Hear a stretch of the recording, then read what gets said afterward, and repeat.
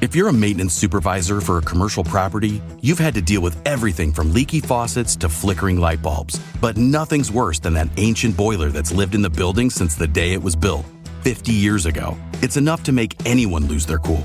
That's where Grainger comes in.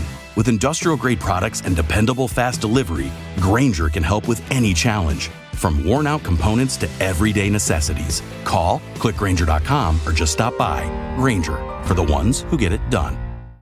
Your neighborhood just got cooler with Kroger Delivery's refrigerated trucks. Simply order groceries at the same great prices online as in-store, and we'll bring them to you fresh every time. And if that wasn't cool enough, you can now earn 4 times the fuel points after 4 with your digital coupon.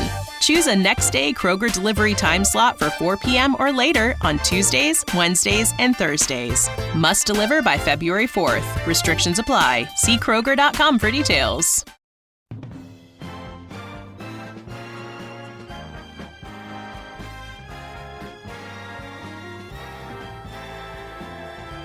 Now, the greatest radio shows of all time. Suspense. The Shadow Node. Washington calling David Harding, counter-spy. Classic radio theater. The Great Gildersleeve. Fibber McGee and Molly. Dragnet. Gunsmoke. The Lone Ranger. Now, step back into our time machine with your host, Wyatt Cox. Good evening, friends of the Inner Sanctum. Comedy on this Monday with episodes of the Jack Benny program, My Favorite Husband starring Lucille Ball, Fibber McGee and Molly going back almost 90 years, Bud Abbott and Luke Costello, and Claudia. That's all straight ahead on this Monday, 27th day of January, 338th days until we get to 2026. University of Georgia, founded on this date in 1785, the first public university in the United States. In 1825, Congress approved Indian Territory, clearing the way for forced relocation of the Eastern Indians on the Trail of Tears. That Indian Territory is what's now present-day Oklahoma. 1870, the first women's fraternity, Kappa Alpha Theta, is formed at DePauw University. In Washington on this date in 1888, the National Geographic Society founded. The first flight of the Lockheed P-38 Lightning on this date in 1935. And in 1951, nuclear testing at the Nevada test site began with a 1-kiloton bomb dropped on the Frenchman Flats. In 1967 on this date, astronauts Gus Grissom, Edward White, Roger Chaffee killed in a fire during a test of the Apollo 1 spacecraft at the Kennedy Space Center. This is Mort Krim, ABC New York, with a special report from ABC Radio News. This day, Friday the 27th of January, 1967, will go down in history as the day America lost its first astronauts during a space operation.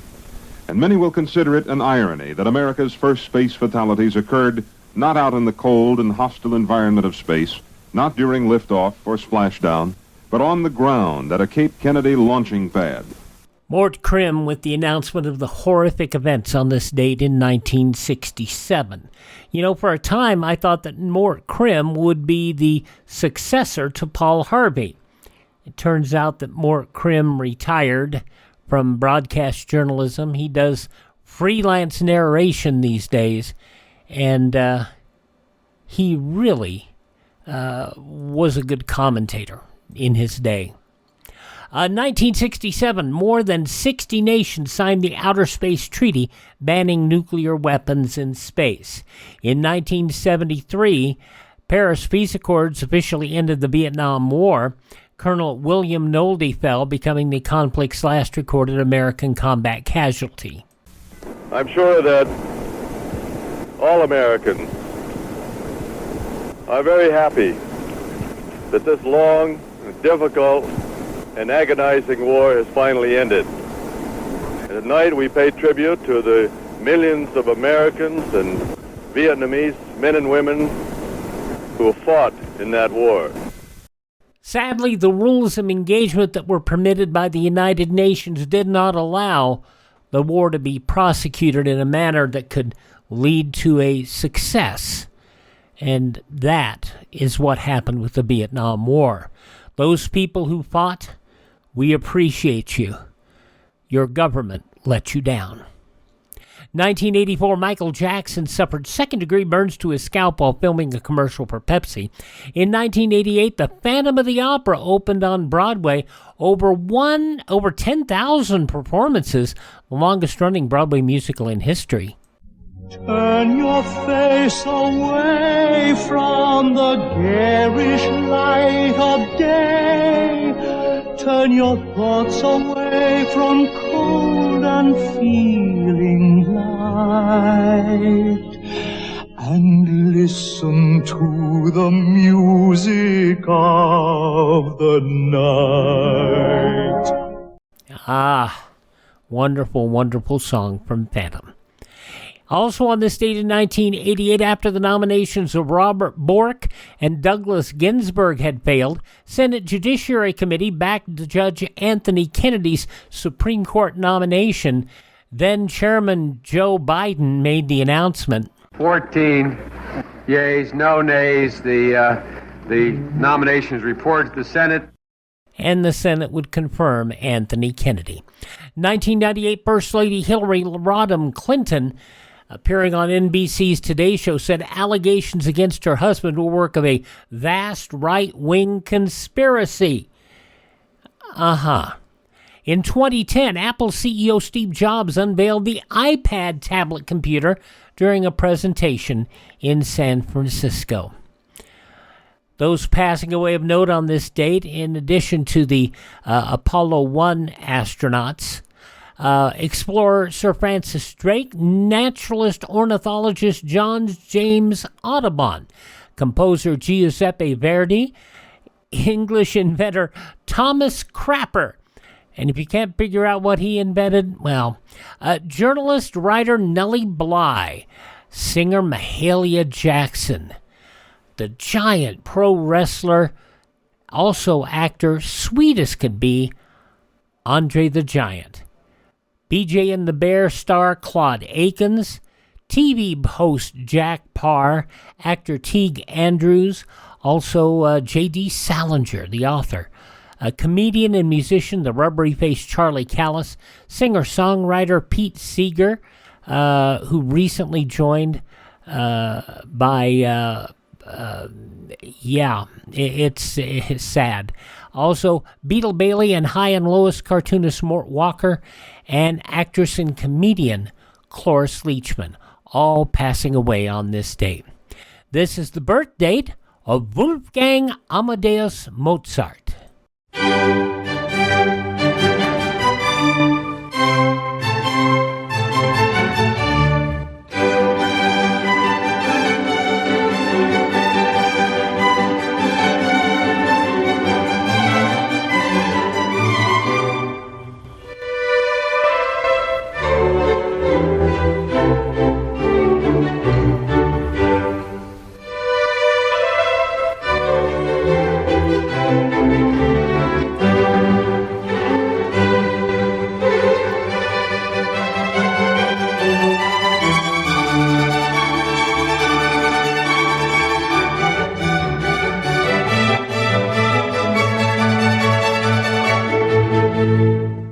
Wolfgang Amadeus Mozart, born on this date in 1756.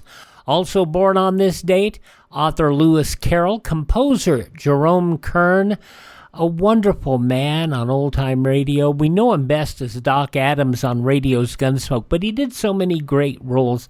Indestructible Mike on the yours truly, Johnny Dollar episodes. Also Floyd the Barber on the Andy Griffith Show. Howard McNear, born on this date in history. Band leader Skitch Henderson, born. Also, Chipmunks creator Ross Bagdasarian, actress Donna Reed, singer Bobby Blue Bland, and actor Troy Donahue, all born on this date in history. Hi, this is Jeff Foxworthy. It is now time for the birthday announcements. The following people are now officially older than dirt. The wonderful Russian dancer, American dancer Mikhail Baryshnikov, 77 years old today. Actress Bridget Fonda, 61. He was Nightcrawler in X2. Alan Cumming is 60. Country singer Tracy Lawrence is 57. Mama is depressed, barely makes a sound. Daddy's got a girlfriend in the town. Bob Dylan sings like a rolling stone, and time marches on, time marches on. Time marches on. Tracy Lawrence, 57 years old today. From the King of Queens and Ratatouille, Patton Oswalt is 56, and British model Lily Donaldson is 38. Those just a few of the people celebrating the 27th day of January as their birthday. And if this is your birthday... Hi, we're the Four Freshmen, and we just want to say, Happy birthday to you!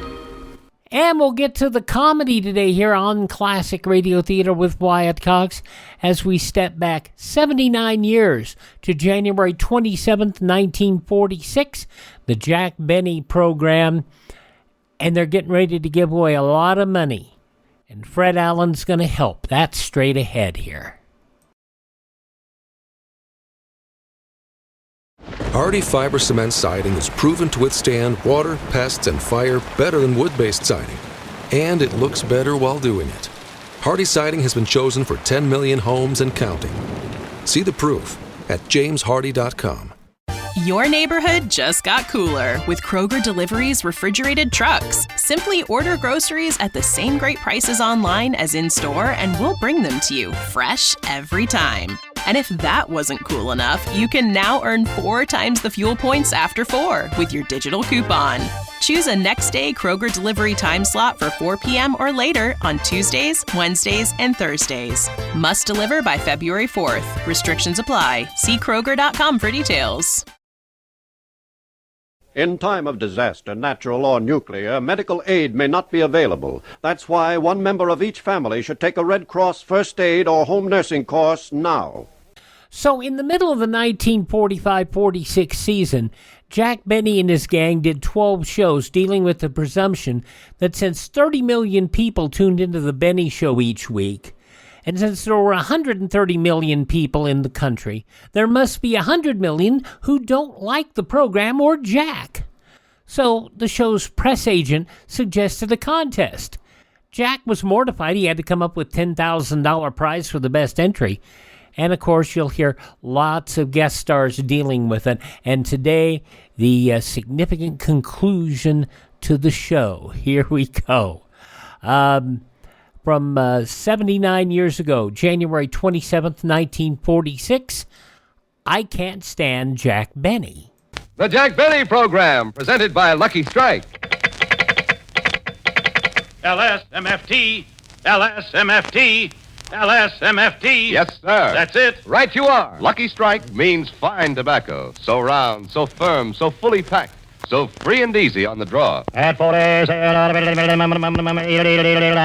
49, American. Lucky Strike means fine tobacco. So round, so firm, so fully packed, so free and easy on the draw. Remember, in a cigarette, it's the tobacco that counts. And Lucky Strike means fine tobacco. Yes, year after year, at market after market, independent tobacco experts, auctioneers, buyers, and warehousemen can see Lucky Strike consistently select and buy the finer, the lighter, the naturally milder Lucky Strike tobacco. Yes, sir. LSMFT. Yes, Lucky Strike means fine tobacco. And this fine Lucky Strike tobacco means real deep down smoking enjoyment for you. So smoke that smoke of fine tobacco, Lucky Strike. The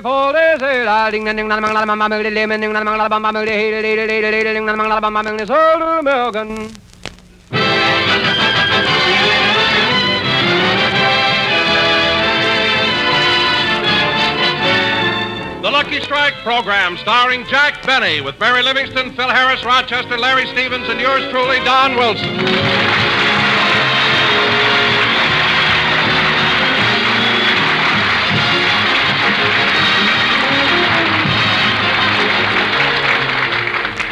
And now, ladies and gentlemen, today is January 27th, the day that the winners of the I Can't Stand Jack Benny contest will be announced. Last night, people all over the country went to bed wondering if they would win part of the $10,000.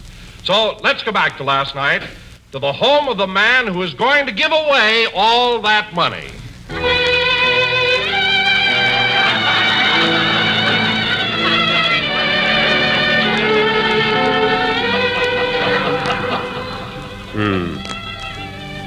I don't know why I let myself get into this. That's a lot of dough. There ought to be some way to get out of it. I wonder if I could... Oh, boss! I could go to Mexico. Nah, that's too close. Say, I've got it. Boss, if you're thinking what I think you are, it's impossible. Impossible? What do you mean? They can only send messages to the moon. People can't go there yet. Rochester, I'm not running away. I'm just thinking about, my next summer's vacation. Then why did you pack your bags this afternoon? You must know I just threw some old clothes in those suitcases to send to the people in Europe. I know, but the one you sent to France is addressed to Pierre Benny.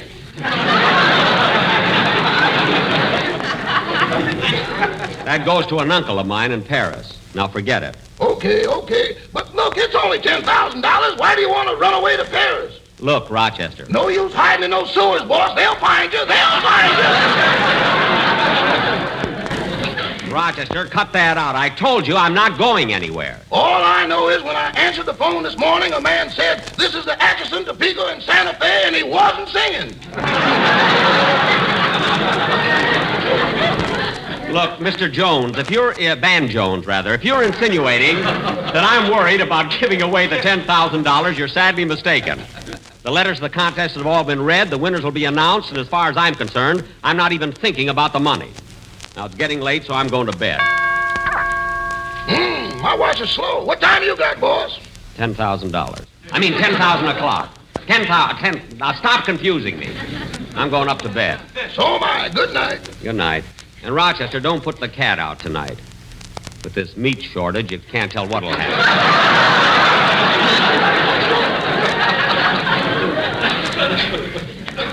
Well, good night, Rochester. Good night.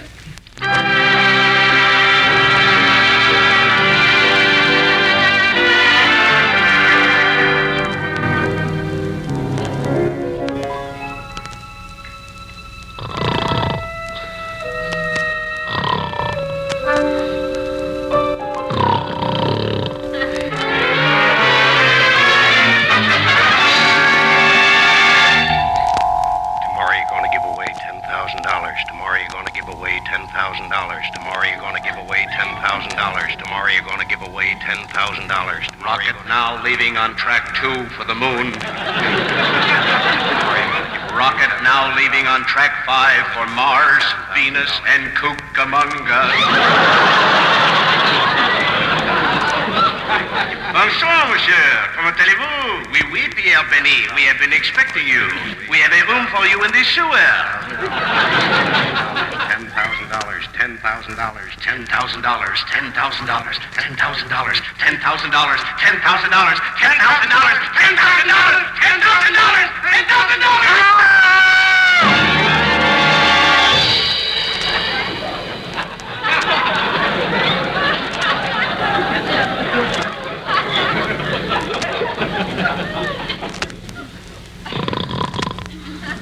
Did that scream frighten you, Brutus? No, Caesar, let's get out of my gap.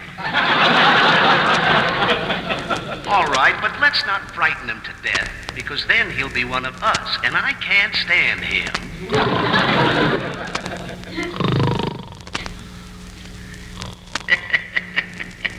So you're Jack Benny, the man that nobody can stand.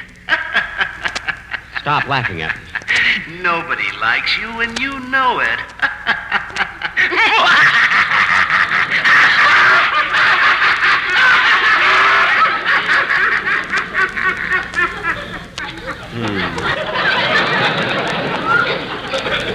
Why can't I get laughs like that on my program?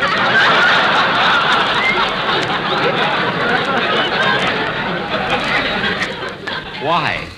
Don't be impatient. You've only been on 14 years.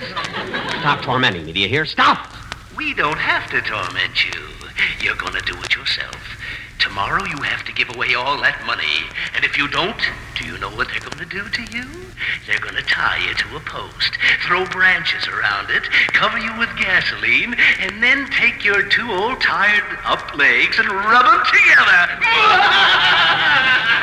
What? And then they're going to tie you to a horse and drag you all over. Stop it! Stop it! Stop it! Boss! Huh? Oh. Well, I'm glad you came, Rochester. Just had an awful dream. I dreamt... Rochester, what are you doing with your suitcase? I had the same dream, and I'm going with you. Thanks for your loyalty. And take off that beret. We're not going to Paris.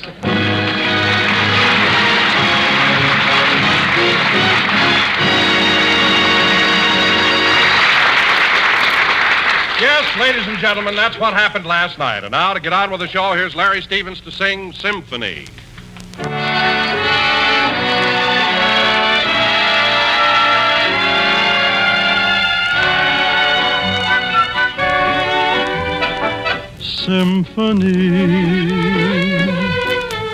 Symphony of love, music from above, how does it start? You walk in,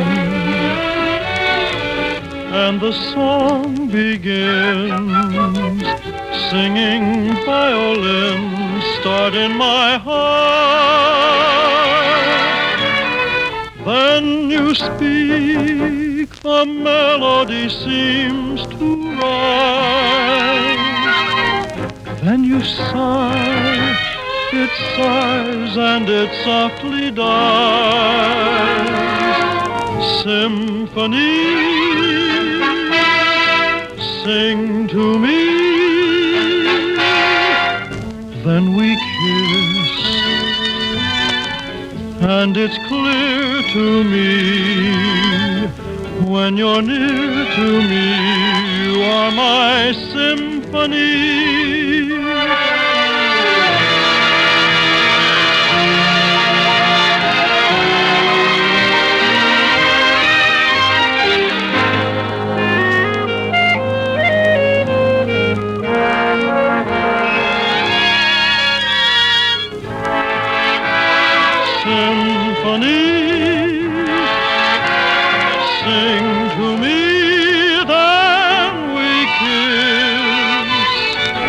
And it's clear to me, when you're near to me, you are my symphony,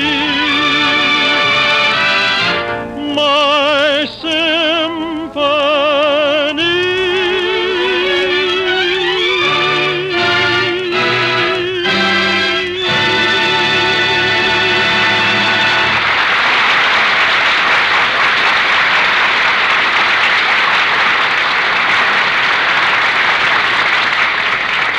Good, Larry, very good. That was Larry Stevens Okay, singing... Don, okay, I'm here. I'll take over now. That was Larry Stevens singing Symphony. And now, ladies and gentlemen... The big ham. What? What'd you say, Don? I said I love spam. And now, get a load of Diet Smith Wilson. And now, ladies and gentlemen, tonight... I know you don't, Jack. When anybody else is late around here, they have to have a good excuse. Mary's right, Jackson, you're late. Well, I couldn't help it. I was so tired. I didn't get much sleep. I tossed and turned all night. Oh, that happens every time Margaret or Brian beat you at hopscotch. What are you talking about? I beat her 3 out of 5. It was something else that upset me. Say, Jackson, it couldn't be by a slight coincidence that you didn't sleep last night because today you have to give away $10,000. Could it, little Nancy? What $10,000? The contest money, you know. Oh, that. I forgot about it. Forgot about it? When Phil mentioned it, your Phil? I got to do it all over again. I'll take the first line. I forgot about it. Forgot about it? Mm-hmm. When Phil mentioned it, your face turned white, your lips turned blue, and your stomach turned over. That wasn't worth going over it again.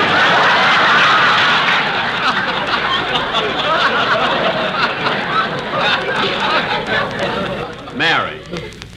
And the way your Adam's apple popped out, I thought it was going to announce the time. Announce the time. All right. Why shouldn't I be upset? Bad enough giving away all that dough without having a guy like Fred Allen tell me who to give it to. What a judge. Well, Jack, I think Fred Allen's a great judge of humor. You do, eh? Well, I'll say one thing. His program has helped the good neighbor policy. Help the good neighbor policy? How? Well, when Allen's program comes on the air, so many radios start clicking off that South America thinks we've taken up the castanets.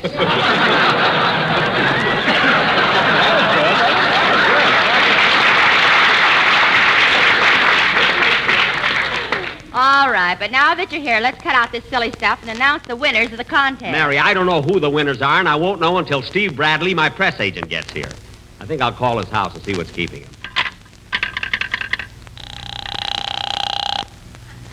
Say, Mabel, what is it, Gertrude? Mr. Benny's line is flashing. Yeah, I wonder what Dorian Gray wants now. I'll take it. Yes, Mr. Benny. Steve Bradley at Crestview 67071. Huh? I'm sorry, Mr. Benny, but on local calls we can't reverse the charges.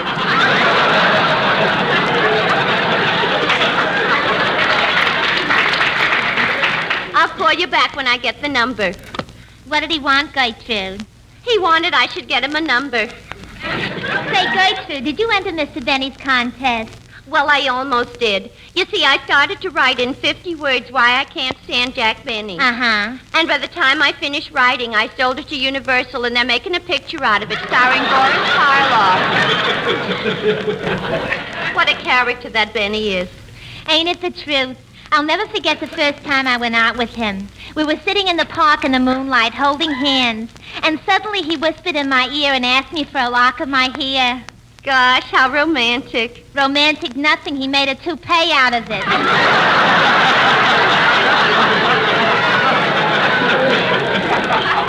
Why, Mabel Flapsaddle.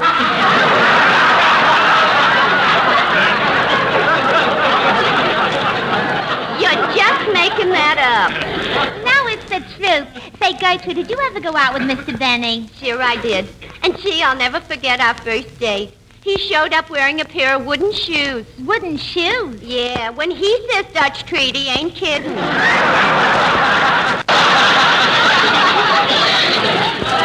You said it. You know, Gertrude, one day Mr. Benny asked me if I'd like to be on his radio program. He did? Yeah. He wanted to put me in pictures, too, but that's an old gag. No, it ain't. Mr. Benny has a lot of influence. He got me a part in that picture last weekend. Last weekend? What did you do in it? I stuck the labels on the bottles. Gee, Gertrude, I saw the picture, but I didn't see you. I know. After the first day, they fired me and hired a wet sponge.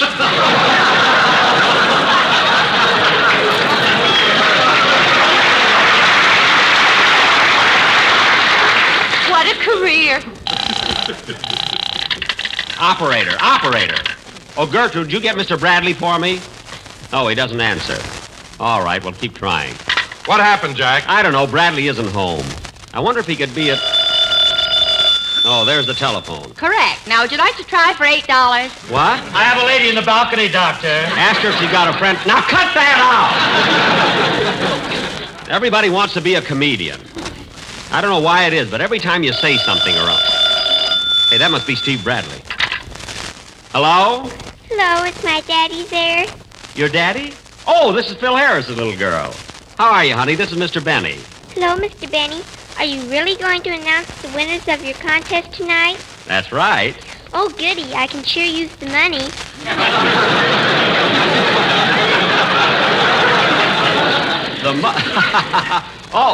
Did you send in a letter? I sent in 25 letters.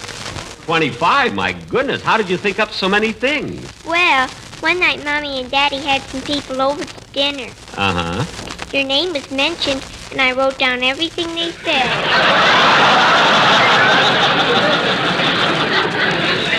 Oh. Mr. Benny, how did you ever learn to skin a flint?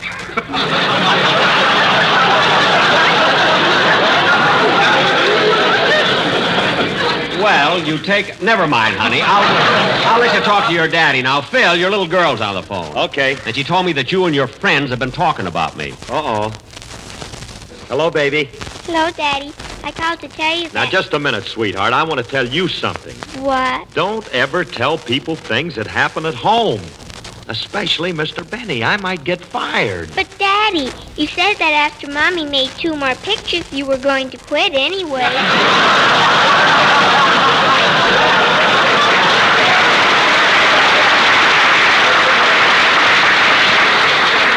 She hasn't made 'em yet. She hasn't made 'em yet. Gee. Now, what are you laughing about, honey? I'll bet Mr. Benny would sure be mad if I told him what you did last Tuesday night. Tuesday night? What did I do? You listened to B-O-B-H-O-P-E. Look, baby. And you laughed, too. Not so loud. Oh, honey, you're getting me in trouble. You're taking the bread and butter right out of your own little mouth.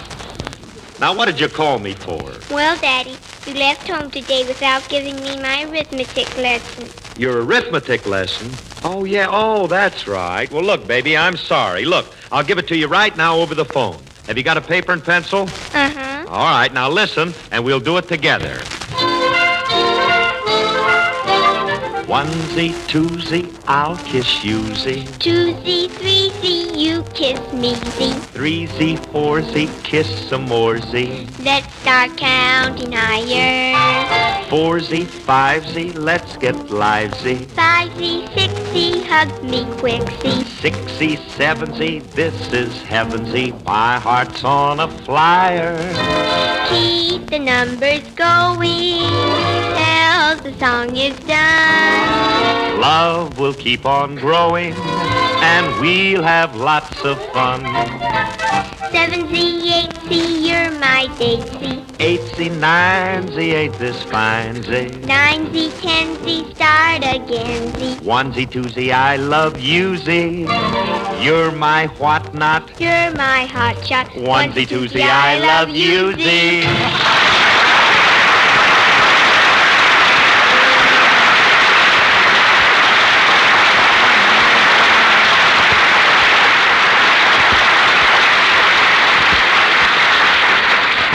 That's all I got time for now. Bye, baby. Goodbye, Daddy. Say, Phil, that's a catchy little song. What is it? Well, it's brand new, Jackson. It's written by Dave Franklin and Irving Taylor. It's never been on the air before. Well, it's pretty cute. Hey, Don, come here. Let you and I try it. Okay. Go ahead, Phil. Phil, play it. You started, Don. Good. 1Z, 2Z, I'm so choosy. 2Z, 3Z, free and easy. 3Z, 4Z on the draw Z. Let's keep smoking lucky. 4Z, 5Z for man and wife Z. 5Z, 6Z, a blend that clicks Z. 6Z, 7Z, tastes like heaven Z. Let's keep smoking lucky. Every lucky user sings their praises true. In Anaheim and Azusa and Cucamonga too. 7Z, 8Z, they're just great Z. 8Z, 9Z, they're so fine Z. 9Z, 10Z, take it again Z. LSMFTZ.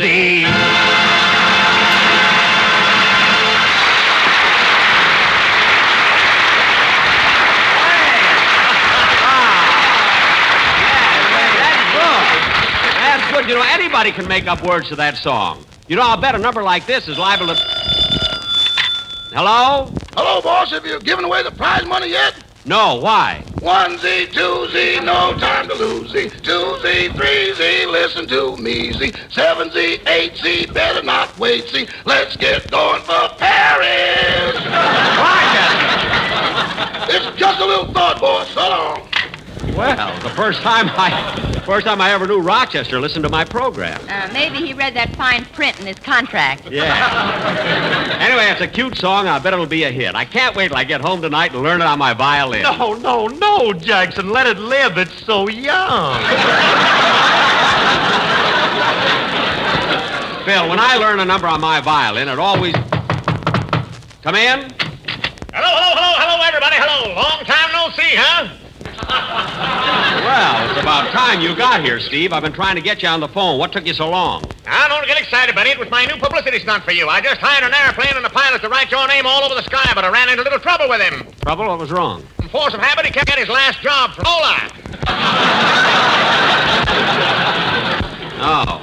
Say, Steve, to hear the names of the contest winners. Judge and had a long talk with him. Did he mention any names? Plenty. He called you a dirty no. I mean the names. Come on, tell us who Jack has to pay the money to. Mary, if I can wait, you can, too. We won't announce the winners till the end of the program. Oh, for crying out loud, as though you were going to... Stop giving him ideas. He didn't give me the idea. I've been thinking of it for weeks. It's the silliest thing I ever heard in all my 37 years. Phil, should say no. You had a gleam in your eye. Oh, for goodness sake, Jack, Steve, tell us that I'm nervous. Now, come on. All right, I guess you're all pretty anxious, so I won't keep you... I'll get it. What? Hello? Gertrude, I know next... Now, Gertrude, you talk a little more... What? Will not? Goodbye. That Gertrude is cute when she gets... Time, let Steve announce the winners. All right. Go ahead, Steve. Thanks, man, so you're all wet. Oh, my goodness. Hello? Oh, hello, Mabel. But, Mabel, I'm not a beast. I didn't mean to make Gertrude cry. Put her on the phone. Let me... Oh. Well, when she comes back, tell her to call.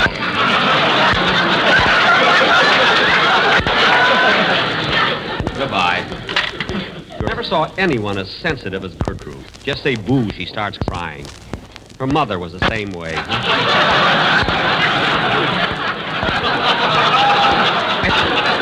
Well, go ahead, Steve. Let's hear the winners. Okay. As picked by the judges, Peter Lorre and Goodman Ace. But you're going to hear them announced by the final judge himself, the Honorable Fred Allen. What? Take it away, New York. Gentlemen, this is Fred Allen in New York. I wouldn't want precedent. But I know you've all been waiting for the winners of the I Can't Stand Jack Benny contest, so here they are. The first prize, wake up, Mr. Benny, this isn't a dream now. The first prize, $2,500 in victory bonds, goes to Mr. Carroll P. Craig, Sr., 735 Radcliffe Avenue, Pacific Palisades, California. The second prize, $1,500 in victory bonds, goes to Mr. Charles S. Doherty, Hotel Bolton Square, Cleveland 6, Ohio. The third prize, a $1,000 victory bond, goes to Miss Joyce O'Hara, 1014 Dragoon Avenue, Detroit 9, Michigan. The additional 50 winners of the $100 bonds will be notified by telegram, and the bonds sent registered mail. P.S. If Mr. Benny should deliver any of these telegrams personally, please tip him generously, ladies and gentlemen. He's been through a terrible ordeal, I am happy to say. Good night, folks. Your father's mustache.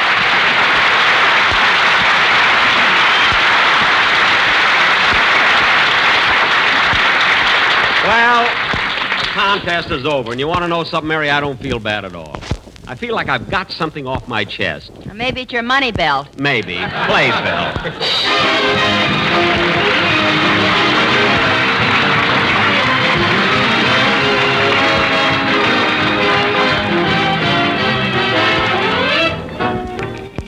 Ladies and gentlemen, if you haven't already done so, check over your wardrobes and get together all the clothing you can spare for the Victory Clothing Collection.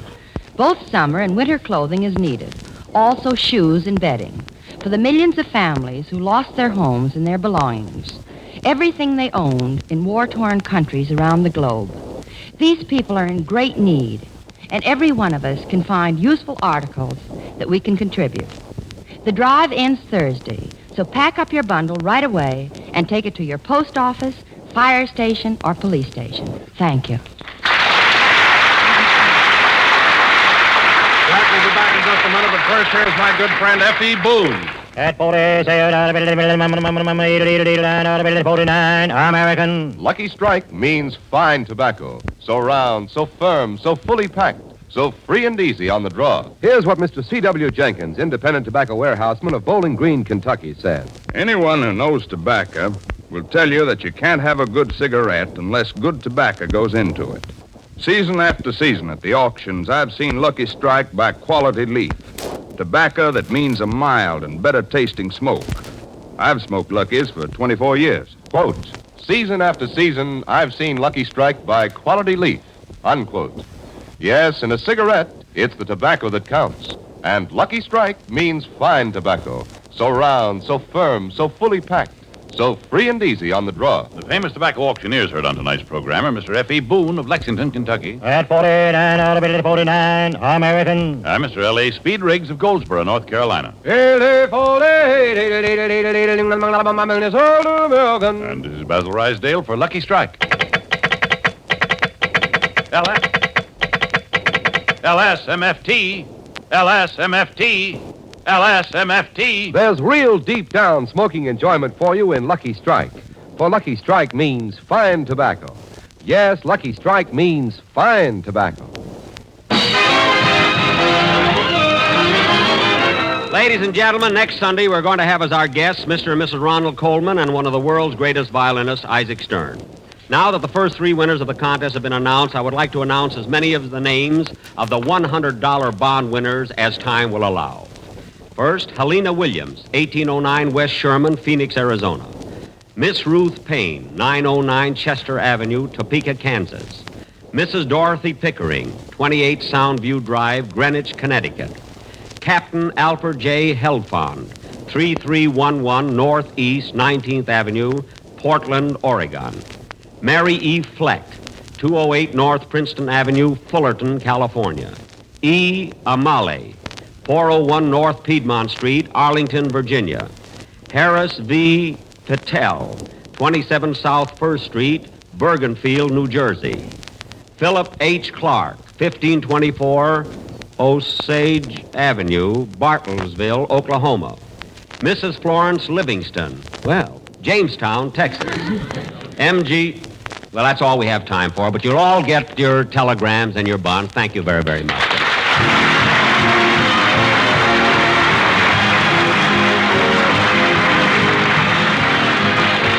This is NBC, the national broadcasting company.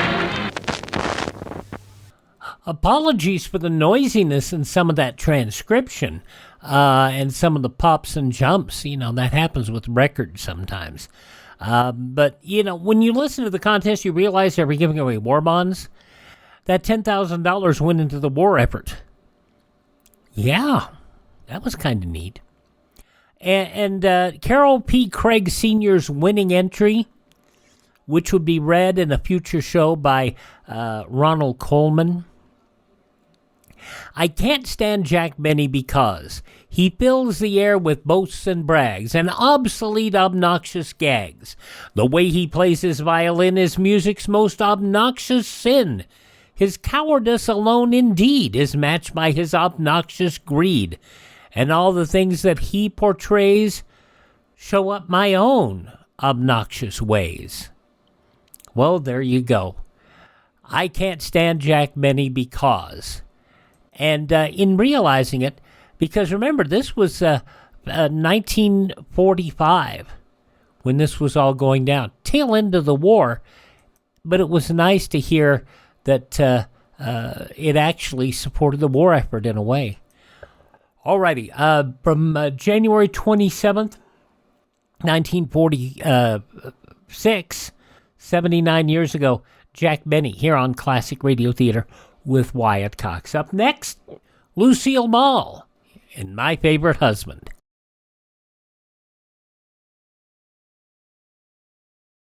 Should public utilities fail in time of disaster, refrigerated foods must be either cooked or eaten before they spoil. If this can't be done, throw it away. On both My Favorite Husband and I Love Lucy, it was a running gag that the characters that Lucille Ball played couldn't carry a tune in a bucket. They were not good in those. But in this episode of My Favorite Husband from 75 years ago, January 27, 1950, Liz Cooper writes a song. How? You'll see. It's time for My Favorite Husband, starring Lucille Ball. Jello, everybody.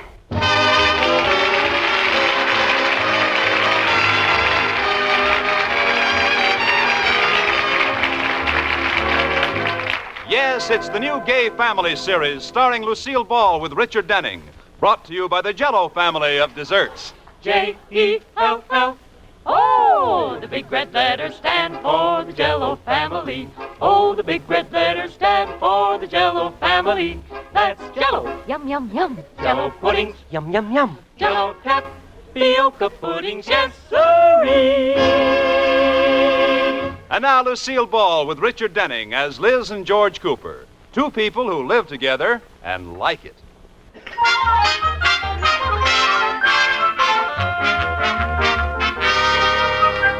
As we look in on the Coopers, it's evening, and Liz and George are entertaining George's boss, Mr. Atterbury, and his wife. Dinner is over, and the group is in the living room having coffee. Ah, nice dinner, Liz, girl. Oh, thanks, Mr. Atterbury. Well, what do we do tonight? Maybe there's something good on the radio. Radio? Yeah, you know, that little box you used to listen to before you got your television set. Do they still have those?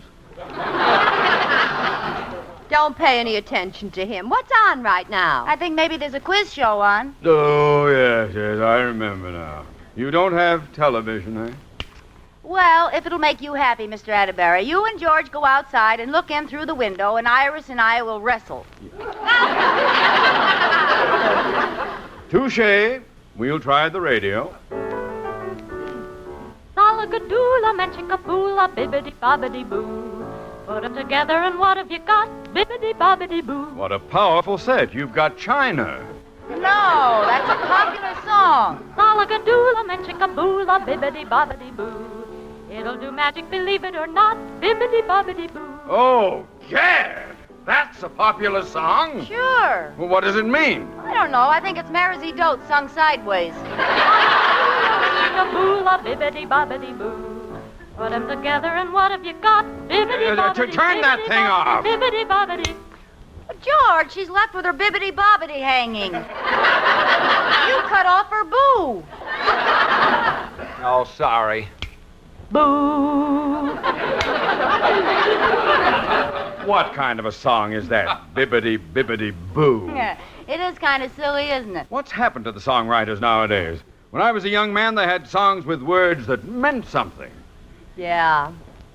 Rudolph, sing Bo-Do-De-O-Do for them. Or that other great song so full of meaning, Dig-a-dig-a-doo. Well, never mind. We had a lot of great songs in those days. Yeah, the old songs are the best songs. Yes, sir. They don't write them like they used to. I'll never forget some of those wonderful tunes. Well, tell us all about it, Grandpappy. What did they used to sing in the Revolutionary War? Rudolph couldn't hear the melody. He was playing the drum. All right, you two can make fun if you want it. But I'll never forget when Francis dances with me. Francis who? It's a song, Lotus Bud. Oh. It was only second in popularity to The Sheik of Araby. Your love belongs to me. Why, Mr. Atterbury, you're a crooner. Oh, yeah. As a matter of fact, I used to be pretty good. In the old days, you'd always find me in the center of the largest group, playing the piano and leading the singing. I used to love it singing at parties, too. Yes, sir, that's my baby. No, sir, don't mean maybe. Yes, sir, that's my baby now. Hey, I think we've just stumbled on what we'll do tonight. We'll gather around the piano and sing. Splendid. Hey, that'll be fun. Hey, that's a great idea. Come on over to the piano, Mr. Atterbury. You play and we'll sing. All right. What'll it be? Well, how about starting out with an easy one? When you wore a tulip. Yeah, that's a good one. Let's go. When you wore a tulip, a bright yellow tulip, and I wore a big red rose. When you caressed me, it was then heaven blessed me. What a blessing no one knows. Just a minute. What's the matter? One of our songbirds has gravel in his beak. What do you mean, Rudolph? I detected several very sour notes. So did I. Well, so did I. Who was it? I'm not sure. Let's try it again and see. Okay. When you wore a tulip, a bright yellow tulip, and I wore a big red rose. Hold it. We aren't going on until we find who's singing off key. Well, I'm not doing it. I'm not doing it. Neither am I. Well, needless to say, I'm not doing it. Well, how can we find out who is? Well, I'll tell you what we'll do. I'll hit a note on the piano. We'll all sing it one at a time. Like this. Oh, la, la, la, la, la. Now, Iris. George. Liz.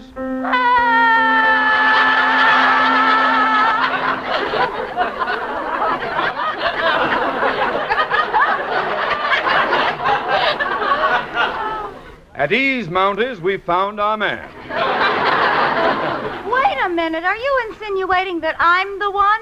Well, Liz, we sang the same note and you sang a different one. That proves something. Sure, you're all off key. Look, Liz, we don't mean to hurt your feelings, but you do sing flat. I do not. Oh, now, it's nothing to get upset about. Some sing, some don't. Well, if you don't think I have a good voice, come over and sing with me when I'm taking a shower. Shall I bring my own towel? Rudolph. Well, it was her idea. Come on, let's sing something else. Yeah. How about button up your overcoat? Fine. Yeah, Fine. that's a good one. Let's go now. Liz. What? I don't know how to say this exactly, but this quartet has just become a trio. I don't get to button up my overcoat? No, honey, you get to button up your lip. Well, I think you're all being mean. Well, I'm sorry, Liz, but there's no place for sentiment in group singing. A sour note is a sour note, even if it's your best friend. But who'll sing my part? Oh, we'll manage somehow. We just won't oil the piano stool. All right for you. Now, all together. Button up your overcoat when the wind blows free. Take good care of yourself. You belong to me. Oh, nobody wants me. I'm going out in the garden and sing with the worms.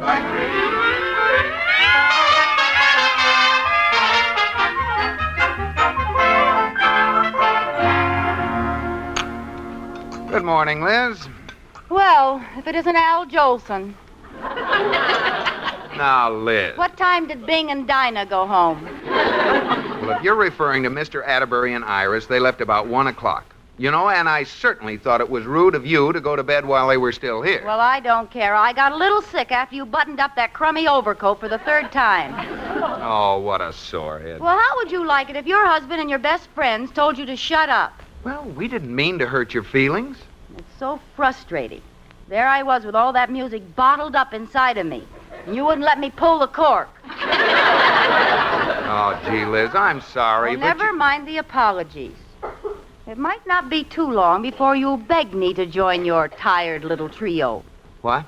Professor Krausmeyer's coming over this morning to give me singing lessons. Oh, no. You just wait. I'll be able to out-sing you with one tonsil tied behind my back.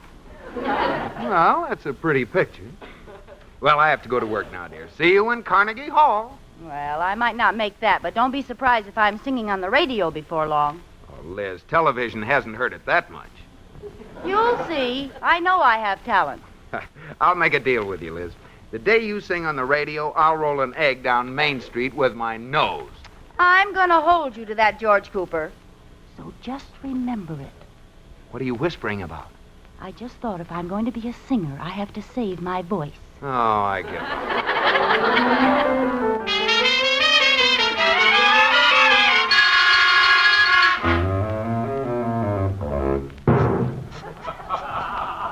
Mrs. Cooper, what are you doing?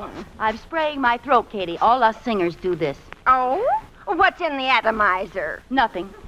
I don't know what I'm supposed to use yet. Oh, Mrs. Cooper. Oh, that must be Professor Krausmeyer. Oh, I'll let him in. Hello, Professor. Guten Morgen. Well, the house will be filled with music again. 9? 9. Hello, Professor Krausmeyer. Ah, how is my pooper? Now, your poople is pooped. You know, I'm tired of being made fun of, Professor. Are you sure you can teach me to sing? Oh, certainly. I have my own theory that if you can talk, you can sing. Hit middle C.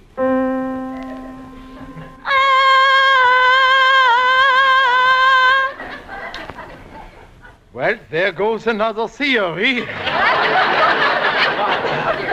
let's not get discouraged so soon. Ach, you are so right. Maybe the piano needs tuning. Yeah. Yeah. Let's try that again. There. That's amazing. It isn't C, it isn't D. It also isn't E, F, G, A, or B. Congratulations, Mrs. Cooper. You are the first human ever to sing X. Pretty good, huh? Oh, yeah, sure.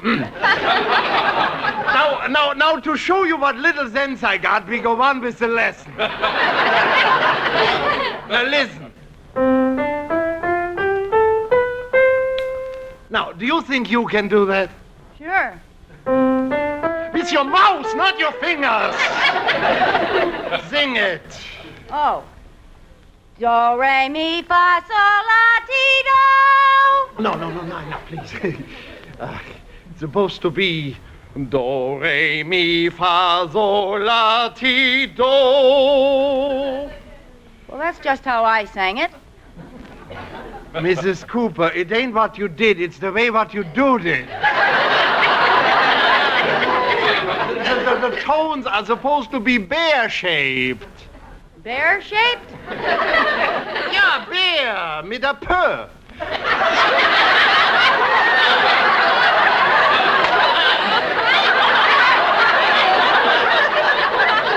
No, like this. How now, brown cow? Oh, the large end of the bear comes out first. Well, let me try it. How now, brown cow? Mrs. Cooper, did you hurt yourself? No, Kitty, I'm all right. Well, I thought a murder was going on. Mrs. Cooper, just sing something for me. Your favorite song, please. Well, I guess it's Stardust. I love that song. Sometimes I wonder why I spend the lonely night dreaming of a song. The melody haunts my reverie, and I am once Enough.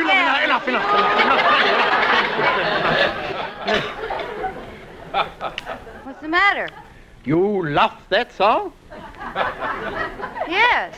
I wouldn't want to hear you sing one you hate. You mean you don't think I have talent? Oh, no, please. Sit down, Mrs. Cooper. Now, look. The world of music is divided into two separate groups. The performers and the listeners. Professor, what are you trying to tell me? Mrs. Cooper, I think if you take lots of lessons and study very hard, in time, you might become a listener.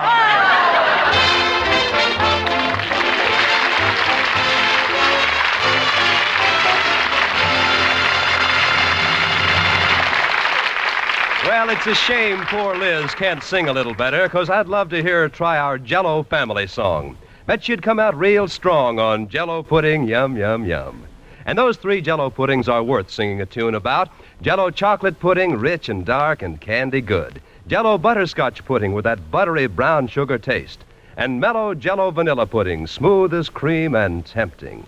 Have them plain or dress them up fancy with chopped nuts and whipped cream, or a chocolate sauce, or topped with any favorite fruit like sliced bananas or oranges. All three Jell-O puddings are quick as a wink to fix, 'cause all you do is add milk and they take about 5 minutes to cook. They're grand for the kids 'cause they're nourishing, and everybody loves them. Stock up on all three flavors for the weekend. Jell-O chocolate, butterscotch, and vanilla pudding. That name Jell-O is a registered trademark of General Foods. J-E-L-L-O. And now back to Lucille Ball in My Favorite Husband.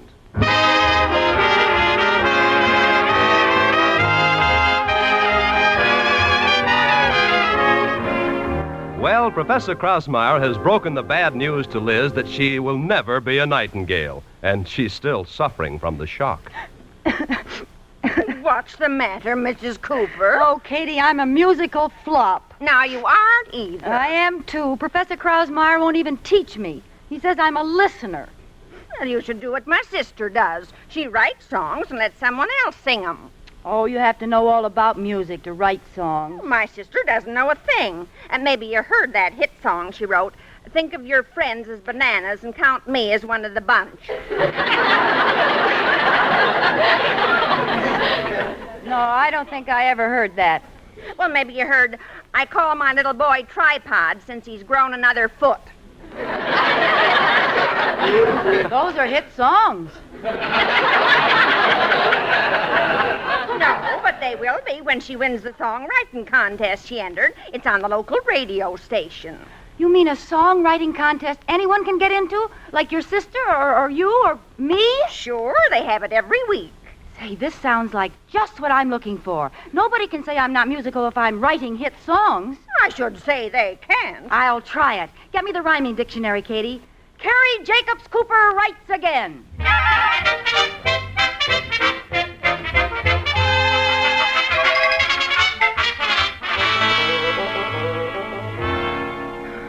Mrs. Cooper, you've had your nose buried in that rhyming dictionary for 2 hours. Are you still working on that song? Yeah, I need a good rhyme. Lime, time, sublime, crime, chime. What? I've been looking at this so long I've got rhymes on my brain. Chain, pain, complain, electric train. My goodness, Mrs. Brain. Cooper, stop! I'm trying, frying, brying, drying, buying, Close the sighing. book! Yeah, that's it. I'll close the book. Cook, nook, look, hook, schnook. Oh.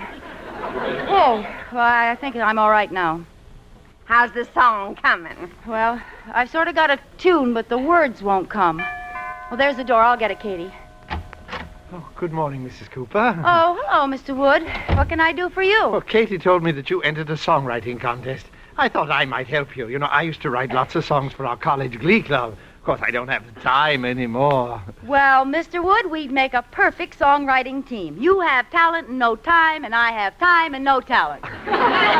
Well, what are we waiting for? Put her there, partner. A new team is born. Wood and Cooper. Wood. Wood and Cooper. That's better. Well, now, let me see. Where will we begin, huh? Well, I got sort of a tune started, but I don't think it's any good. No, play it. Go ahead. Maybe we'll get an idea from it. All right. Let's see now. It goes like this.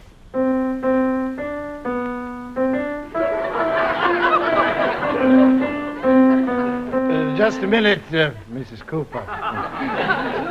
No good, huh? Oh, no, I like it. Yes. And I think some words that will fit to it just came to me. What are they? My country, 'tis of thee, sweet land of liberty, of thee I sing. My country. Oh, I wish I was dead. Don't feel bad. All songwriters do that at first. They do? Oh, yes, I remember the first song that I wrote. After I wrote it, they told me I stole it from Tchaikovsky. But I didn't. Well, that's good. No, I stole it from Freddie Martin. He stole it from Tchaikovsky. Well, we better write one we don't steal from anyone. What's the matter? You crazy? We want a song to be a success, don't we? Now, we'll examine the hit songs of the past and take the best parts of each. Good idea. We better make it about a girl. Look at Margie, Dinah, Laura, Sweet Sue. And on the other hand, there should be a city in it, too. Look at Chicago, Chattanooga Choo-Choo. Meet me at Old St. Louis. Right, and it has to be Western. Western? Sure, Ghost Riders in the Sky, Mule Train. Right. Oh, this is easy. The song's practically all written. All we need is a girl who was born in a city and falls in love with a ghost rider who beats her with a whip. Let's get started.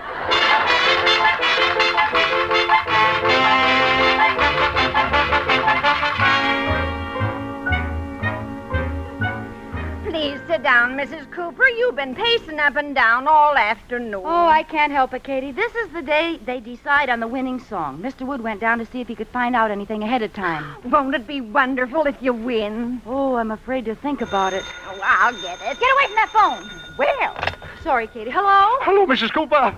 Our prize won first song. What? Mr. Wood? Yes, we won. We won. Oh, really? I just talked to the head judge, and he said, in his 35 years as a musician, he's never heard a song like ours. Oh, this is wonderful. We're going to sing it on the radio tonight. We? Well, the rules say we both have to appear. Look, you sing the song, and I'll just stand there and look pretty. Well, okay, Mrs. Cooper. Be at the radio station at 7 o'clock tonight. Oh, don't worry. I'll meet you there, and I'll bring George and the goodbyes. Atterbury! Goodbye. Atterbury's goodbye.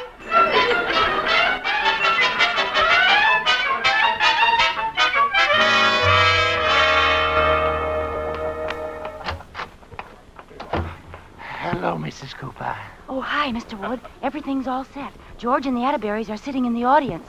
Is the program on the air already? No, not yet. Well, then why are you whispering? I'm not. I've got laryngitis.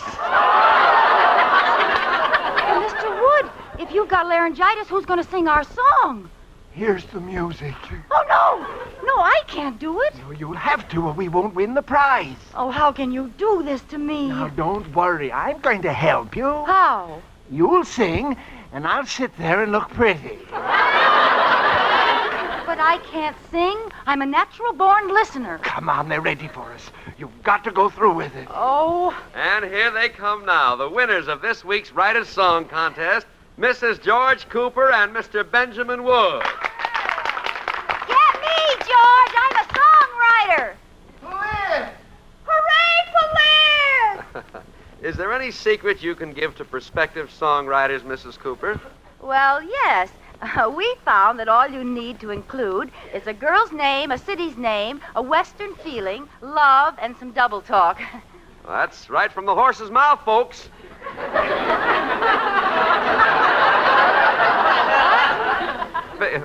Figuratively speaking, of course. Now, I know you're all anxious to hear the song that won the contest, so let's get right to Mr. Wood, who will sing and play the original composition. Mr. Wood has laryngitis, so there's been a substitution. I'm going to sing the song. Oh, Gad! All right, Miss Cooper, go ahead. I've got a girl, her first name is Pearl. She comes from Pittsburgh, PA. Wait a minute, Mrs. Cooper. Wait. Can't you sing louder than that? Sing louder. I'm shouting. Please, Mrs. Cooper, try to give us more volume. You'll be sorry! You keep out of this, George. Oh, but Liz, you're laying an egg. Well, I may be laying it, George Cooper, but you're going to roll it down Main Street with your nose. Oh, I forgot. Quiet, please!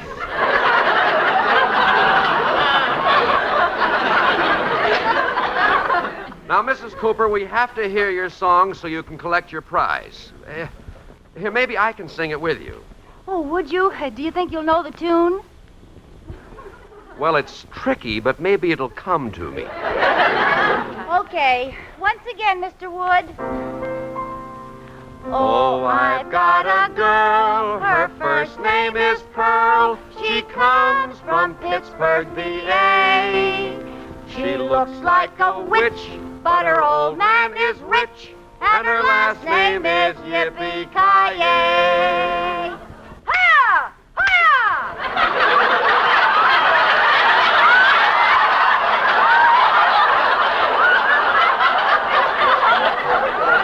Pearl, yippee-ki-yay.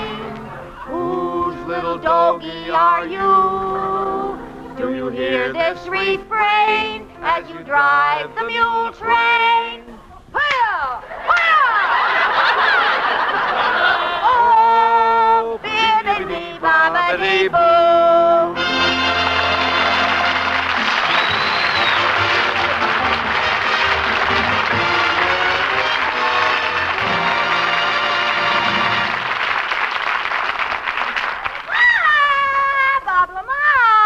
Yes, Lucille. What's the story tonight? Oh, it's exciting tonight, Bob. All about Scotland Yard. Scotland Yard? Right, mun. A wee bit of Scottish music, McRulba.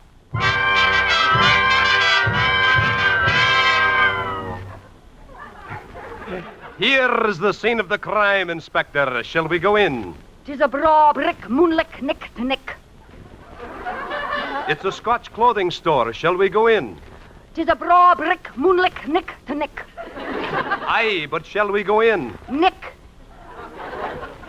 I wouldn't go into a Scotch clothing store. And why not? A man could get killed in there.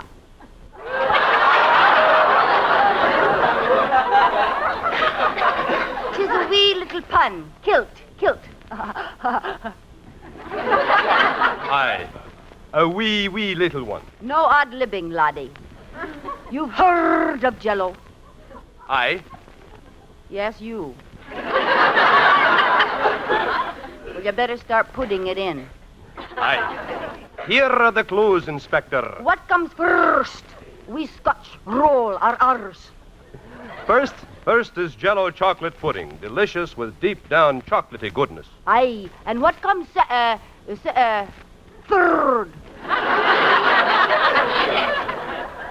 Jell-O vanilla pudding, rich and smooth as cream. You want to know what came second? Sure. Jell-O butterscotch pudding with that buttery brown sugar flavor. Brrr-scotch. Aye, brrr-scotch. Aye. All you do is add milk, and Jell-O puddings only take about 5 minutes to cook to velvety, rich perfection. Cook? They're nourishing, too. A swell dessert for the kids. Sure, and bejabbers and begorrah is the truth you're spaking. Hey, that's Irish. I'm after disguising my voice when I spake of such a terrible crime. What's the crime? 'Tis a crime to buy anything but Jell-O puddings for dessert. Good Nick McBob.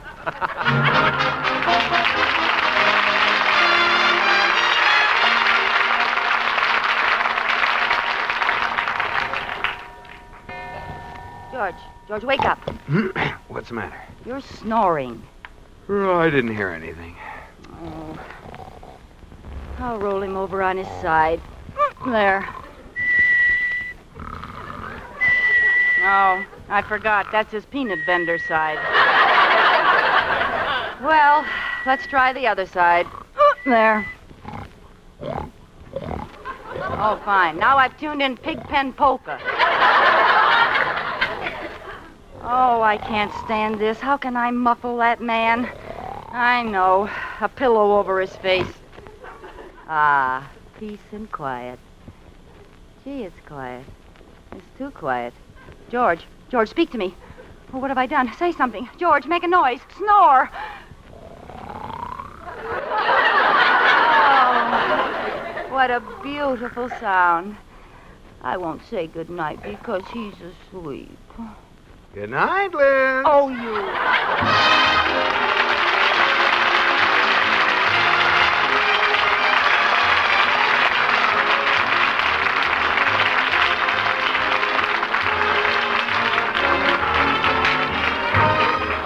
You have been listening to My Favorite Husband, starring Lucille Ball with Richard Denning, and based on characters created by Isabel Scott Morris. Tonight's program was produced and directed by Jess Oppenheimer, who wrote the script with Madeline Pugh and Bob Carroll Jr. Original music was composed by Marlon Skiles and conducted by Wilbur Hatch. The part of Katie the Maid was played by Ruth Parrott. Watch for Lucille Ball in the Columbia picture, Miss Grant Takes Richmond. And be sure to listen to Lucille Ball and My Favorite Husband again next week, presented by J-E-L-L. Oh, the big red letters stand for the Jell-O family. Oh, the big red letters stand for the Jell-O family. That's Jell-O. Yum, yum, yum. Jell-O puddings. Yum, yum, yum. Jell-O tapioca puddings. Yes, sirree.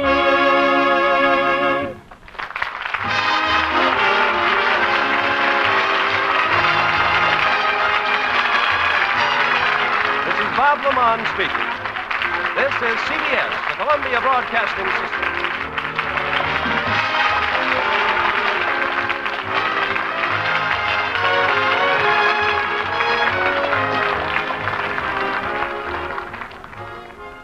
And from 75 years ago, January 27th, 1950, My Favorite Husband, starring Lucille Ball, on Classic Radio Theater with Wyatt Cox. Coming up on our Tuesday show, we'll have The Adventures of Philip Marlowe, starring Gerald Moore, and The Hairpin Turn from 75 years ago.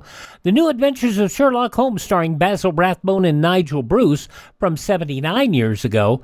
Brian Donlevy in Dangerous Assignment from 72 years ago.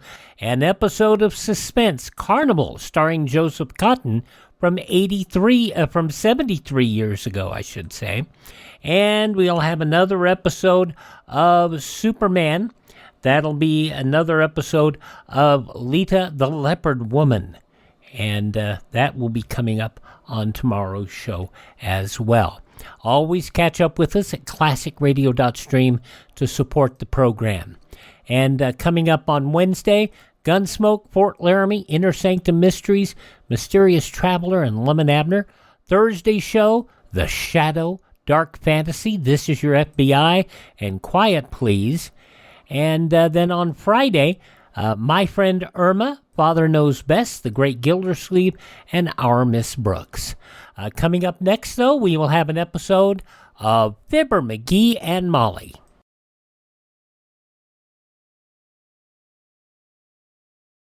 Your automobile may save your life during a national emergency. It can move you out of the target area, provide shelter, communications, and carry supplies. Keep your car in good shape at all times. Going back to some early Fibber McGee and Molly here lately, this is going back 89 years, the first appearance of Bill Thompson as the old-timer, and I think he's also playing a Greek in this episode, as Fibber meets a chef who's a tough guy.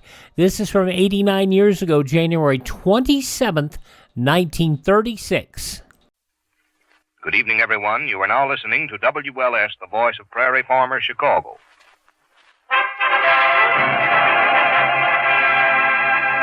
The Johnson Wax Program.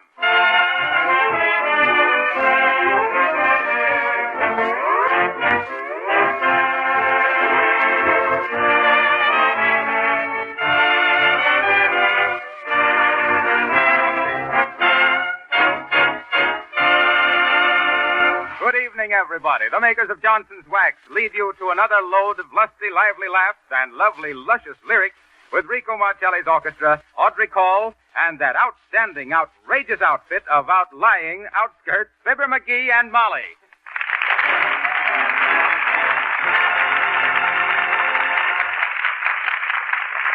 Marcelli and his men lead off with Say It With Music. Say it, senor.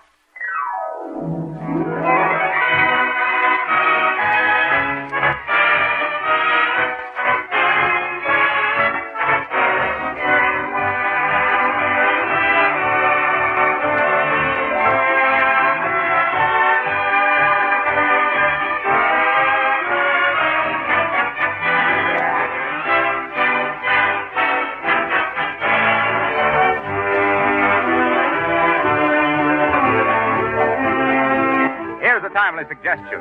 To protect your windowsills so they will not be ruined by the snow that drifts in, be sure to give them a coat of Johnson's Wax.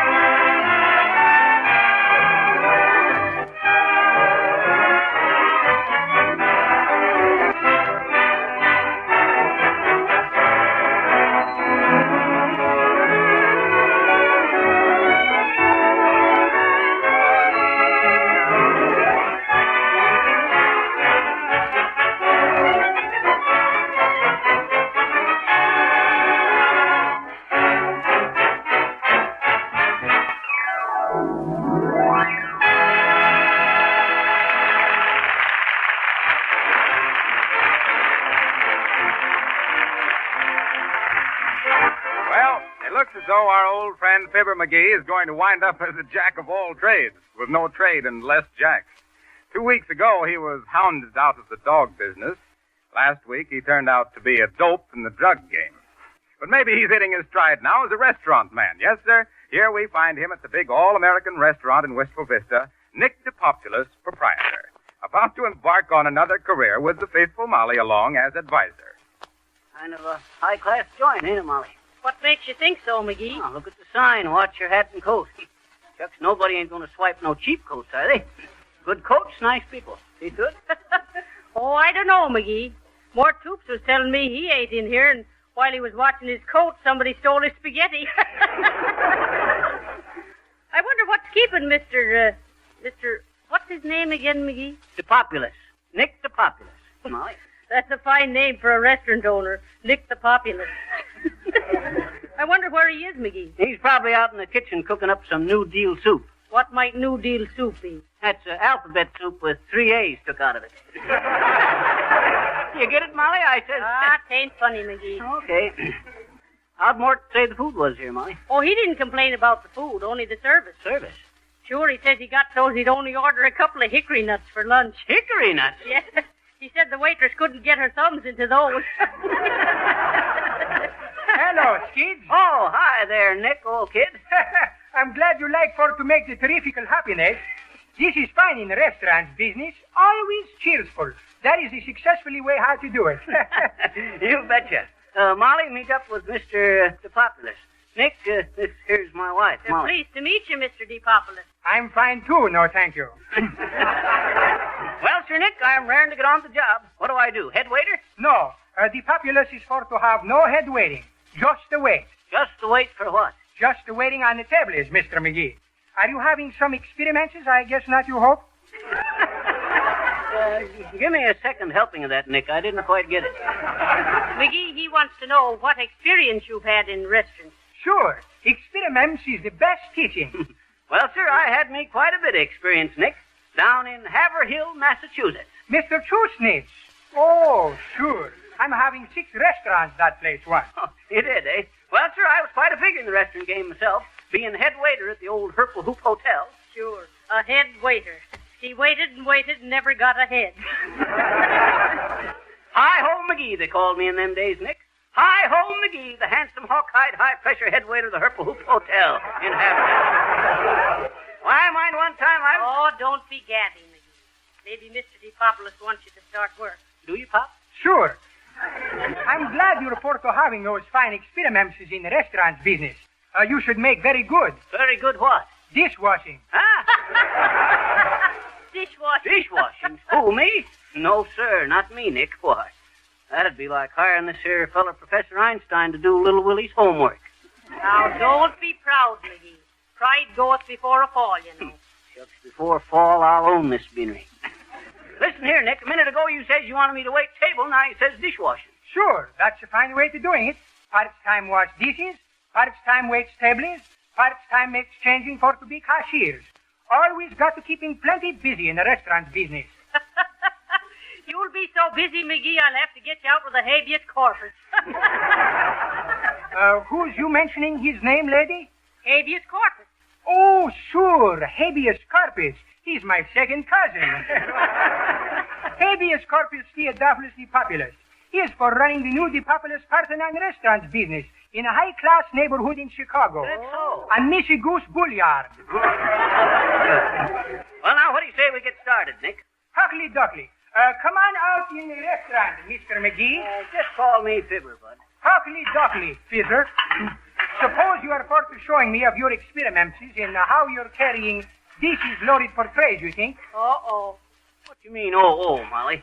Why, shucks, ain't nothing to carrying a load of dishes onto a tray. Just a matter of being sure-footed and having a sense of balance. Ain't it, Nick? Sure, that's fine for having a balances. Also, it is good tricks for to have no soupings on the floor. Sure. No soupings on the floor and no eggings on the vest. You like for to try carrying a tray full of dishes, Fizzer? You betcha. Well, now, here's a lot of dishes. I'll hold the tray for you whilst you're loading. No, Cupid. He should be for doing it alone. Well, don't think I can't do it alone, Nick. Watch this.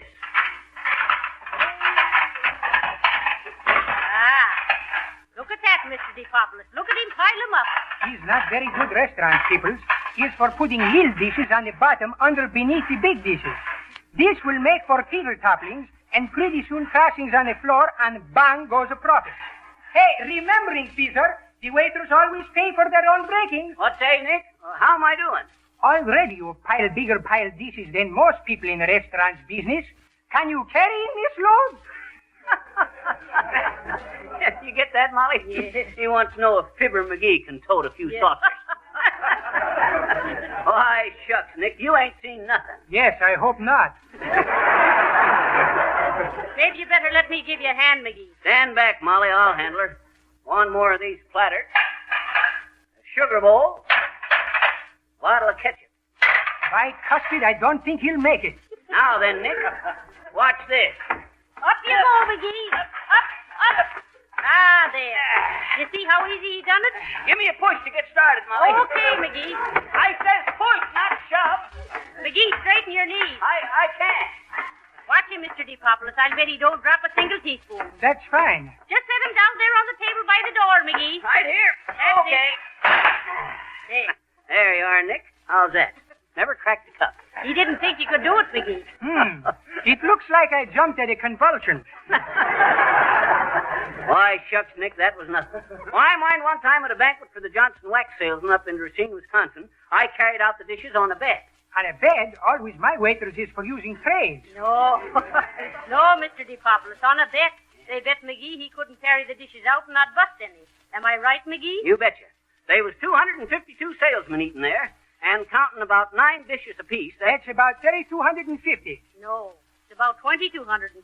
You're 1,000 too much, Mr. DePopulis. Sure, Cupid. In the restaurant business, when you make out the check, first guessing is always too much. Yeah, you're telling me. Well, I got one big tray, loaded all them 2,250 dishes onto it, and waltzed them out into the kitchen without dropping a single poppy seed off in a single roll. Oh. That's why I said... That's why maybe I think you should be carrying these dishes back to the kitchen.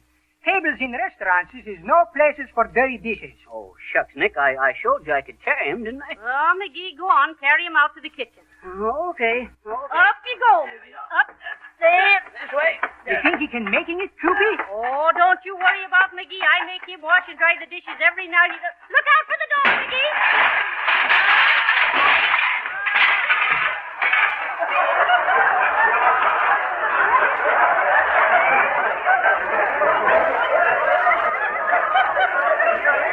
McGee, get up. Get up, McGee, and scrape the gravy off your face. Who run into me? Listening, please, Mr. Fizzle. In restaurants business, there are 2 doors for to go in kitchen. One door is for going out from. One door is for coming inside with. It is very fine ideas with trays full dishes to use door for properly usefulness. See? Now you beldums get up and sweeping broken dishes, hopelessly.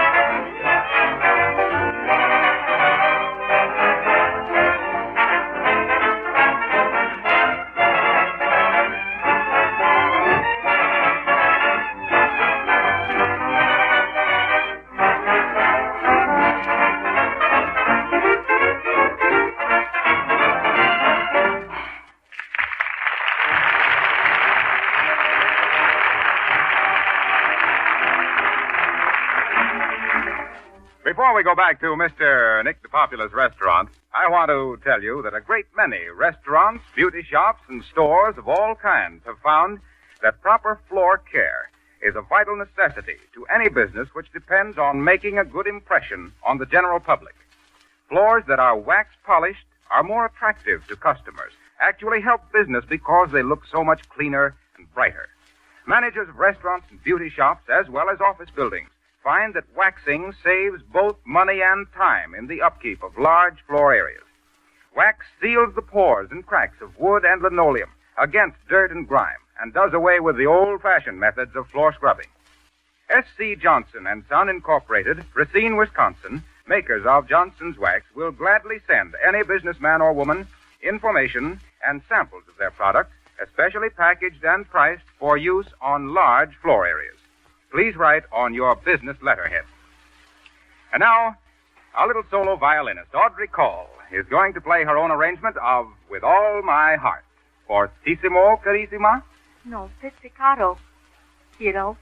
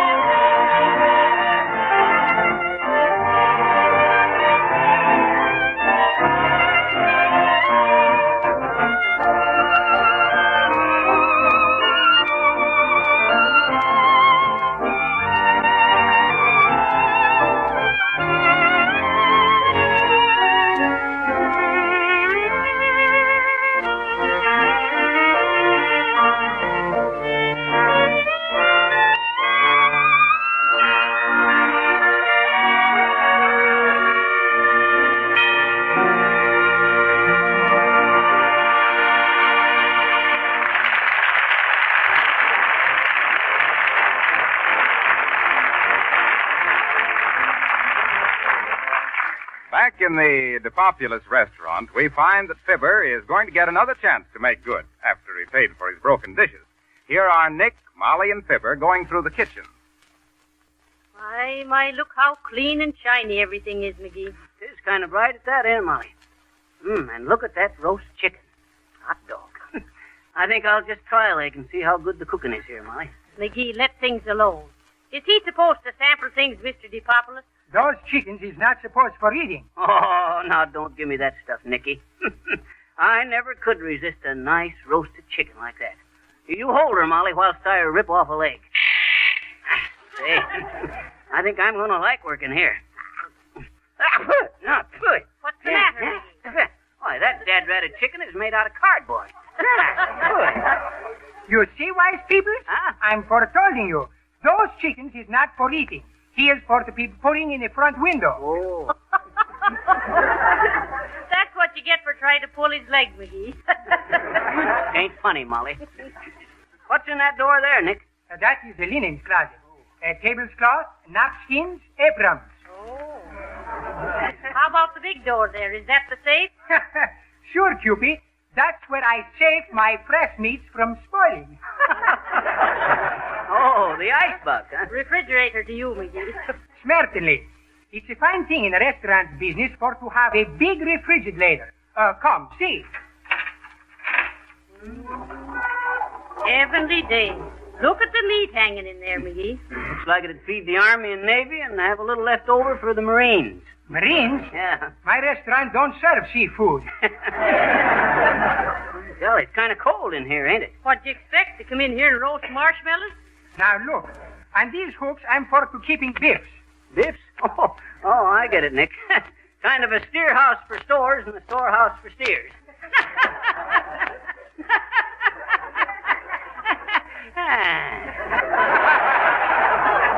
Ain't funny, McGee. Heavenly days. Let's get out of here before we freeze. Huckly duckly. Come, I'll show you the different departments of the kitchen. Look at the stove, McGee. It must be 40 feet long. Yes, and I'd like to see the whole dad-ratted top of it covered with buckwheat cake. Hey, what's this little squirt gun for, Nick? McGee, don't be getting into things. No, Feather. Maybe I should perhaps warning you. Huh? This chef, he is very squeamerish. He has bad temperings. If you should fall to annoying him, he is undoubtful to killing you with a cleaver, I believe it. Why, shucks. I ain't scared of no dad-ratted cook. Be careful, McGee. He's got a wild look in his eye. And look at them shoulders. He must be as strong as a bull. Lady, he is a bull. He's cousin to Jim Landos, champion wrestling people. Oh. Say, you trying to scare me, Nick? Why, shucks, I can handle your dad-ratted cook. McGee, he's looking right at you. Oh. Hi, brother. How are you? Oh. See? That's what he does when he gets mad. Oh. He is for looking very sourpuss at you. Now, what is it you were telling me about a question, is it? Well, McGee was asking what the little squirt gun was for. I suppose that's to kill flies with or something. Oh, no, Caesar. Flies we are not having in good restaurants. This little squidget, he is for making the beautiful, pretty fancyings on the pastry. You grab me? Oh. I see. You squirt out the whipped cream and stuff for icing the cake. Sure. You're grabbing on quick, Cupid. Why, shucks, that's what I thought it was for. I suppose all you do is turn this here little handle and... Oh. McGee, look what you done, nigger. Now squirted it right into the cook's face. McGee, listen to that. He's sharpening his knife. Oh, sure. He is now maybe wondering if or to use cleaver on you or make a simple slicing of you with carver knife. My shucks, bud, excuse me. My hand slipped. McGee, keep away from him. Sure. He is liable to make a hamburger sandwich out of you. Oh, accident is accident. I'm real sorry, Mr. Chef. Oh, sure. You see? He is madly in hate with you. Now listen, try and behave yourself, McGee. He'll get over it. What's in this big kettle, Mr. DePopoulos? Why, shucks, Molly, don't you know what that is? That's salad dressing. No, Fizzy. You are mistaking soup for what are dressing salads. This is vegetable soup. Oh, vegetable soup. In restaurant business, there is always vegetable soup. Even if earthquakings or buildings burning down, as long as we have water, there'll be vegetable soup.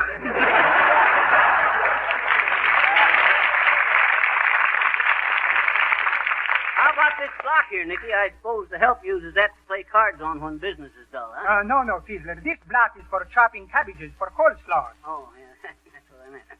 Hand me that head of cabbage there, Molly. Be kind to it, McGee. There's more brains in that head than in yours. Oh, is that so? Looky here. Watch how I used to instruct the chef in cabbage chopping when I was meter to hotel at the Walbrook Peoria in New York. Be very anxious with the chopper, Peter. It is twice as easy for to cut off thumbs as to be careless, I'm wondering. Shucks, Nick, don't you worry about me. Watch this. McGee, not so hot. Huh? The cabbage is flying all over. Oh, well, shucks, what's the difference? Oh. What was that? Look at the chef and ask again. Sure, Fizzer, you were for cabbaging him in the eye. Look, He's rolling up his sleeve. Oh, sure. Oh, look at his muscles, McGee. You'd better believe it. Who, me? Say, brother, I'm real sorry I hit you with that piece of cabbage. Cabbages or Swiss potatoes is for making no difference with the cookie. Well, shucks, he shouldn't get sore about a little thing like that. Oh, no, Fizzer? And don't you be angrily with him when he is cutting off your ears, too, I hope so. You hope so? Hey, listen. Don't talk so loud. Say, can he understand English? A little bit English. But he is not so fluent in languaging like educational peoples like we, if you think you know what you mean. You're sure he don't understand English, Nick? Yes, he's not very good for understanding. Well, I'll take that feller apart like a second-hand alarm clock. And he needn't give me none of them dirty looks, neither. Yes, you big palooka. What are you taking your fist over that way for? He's over here. Well, he heard me. Shucks, if he bothers me, I'll make him look like the witch's witch. What is this witching? Didn't I ever tell you about the time I wrestled 4 fellas at once, Nick? Oh, now, McGee, Yes, sir, I was known as Hammerlock McGee in them days. Hammerlock McGee, the horny-handed half-Nelson whip-cracking heavyweight of the Hudson Huskies. You got time to hear this, Nick? No, I'm not. Well, sir, I got tired of tossing these fellas around one by one, so I challenged the 4 top heavyweight wrestlers to meet me all at one time and in the same ring. Do you think you could win a bout like this? Why, shucks, it was pie, Poppy. When the bell rung, they all come for me, weaving and shuffling, and they rushed. But graceful as a swan, I sidestepped, and they all come together like a bust of thunder. Then you run home like lightning. No, sir. I waited till they was all mixed up, and then I stepped in, and quick as a flash, I give 'em the works, braiding arms and legs like I was making a wicker basket. Why, shucks. When I finished, they didn't know who was who. You are wrestling with 4 wrestling peoples with making baskets, and if you don't finish, you don't know who is for how many peoples there should used to be? Yep, I got the diamond-studded belt for that. But the funny part is, Nick, them fellers never could get untied again. No, sir. I had 'em so tied up in knots they couldn't get apart. They're making big money now in sideshows as the marvelous Switch brothers. You see, the trick was to pick 'em up like this. Put the stool down, McGee. Put Like it down. This, Nick. Then get your shoulder on it like this and heave. Oh, my, now you've done it. What's the matter? Fizzler, that stool is for landing on the chef's bunion. Look out, McGee, he's coming for you. Coming for to make mincemeat of you, Fizzler. Cookie! No, Cookie! Now, listen, Mr. Chef. Shucks, I just... Now, Cookie, don't be for losing temperament. Calm down. Well, say, if you don't stop bringing some sandwiches in my kitchen, I'll go see.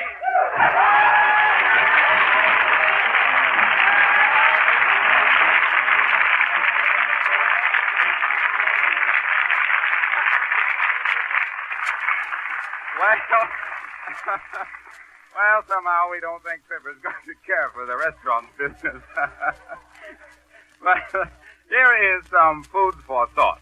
If you have hardwood floors in your home, you will be delighted with the enriching effect of a coat of genuine Johnson's wax.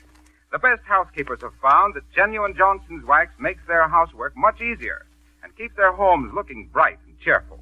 But don't think of Johnson's wax as merely a floor polish. It's a real protector and preservative for all woods and linoleum, as well as enamel and painted surfaces. Wax your furniture, your windowsills and door frames, enamel icebox and cupboard shelves. Johnson's wax will give your rooms new beauty, save the cost of refinishing floors and woodwork, and actually cut your cleaning time by 1/2, because dirt and dust just cannot cling to a Johnson wax surface. And by the way, you can save up to 1/3 by buying Johnson's wax, paste or liquid, in the larger sizes.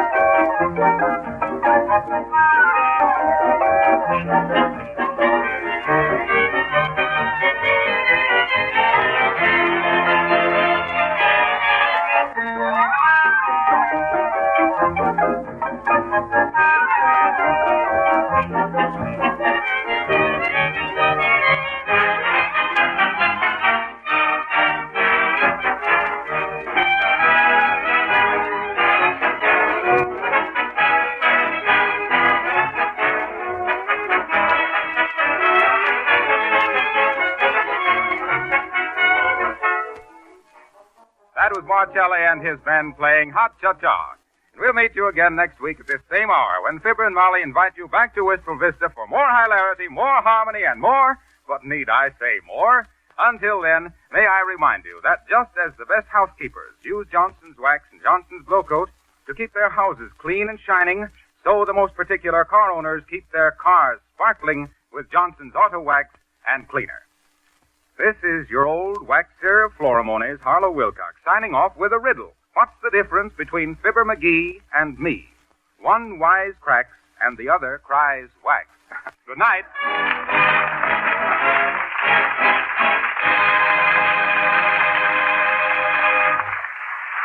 The selection Say It with music is from the Music Box Review. This is the National Broadcasting Company. 89 years ago, January 27th, 1936, Fibber McGee and Molly here on Classic Radio Theater with Wyatt Cox. Up next, another Sam Shovel mystery.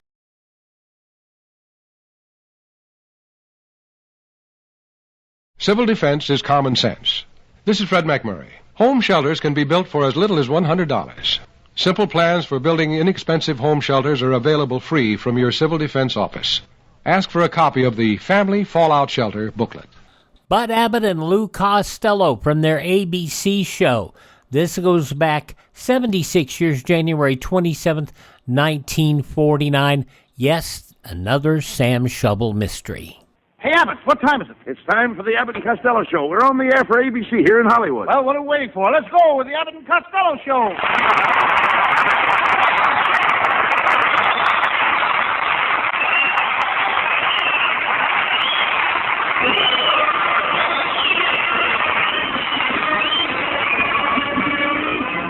Yes, it's the Abbott and Costello Show, produced and transcribed in Hollywood for your listening and laughing pleasure with chuckles for the carload and music by Matty Malvin. So hold on to your chairs, folks. Here they are, Bud Abbott and Lou Costello.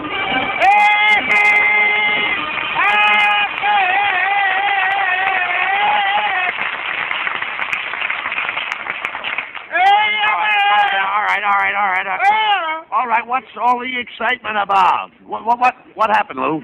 Well, Uncle Mike discovered gold on his ranch. Well, good for Uncle Mike. Yeah, he's sending to Europe for some Englishmen with shovels. He's sending for Englishmen with shovels. What for? He figures England will want to borrow the gold sooner or later, and they might just as well come over here and help dig it up.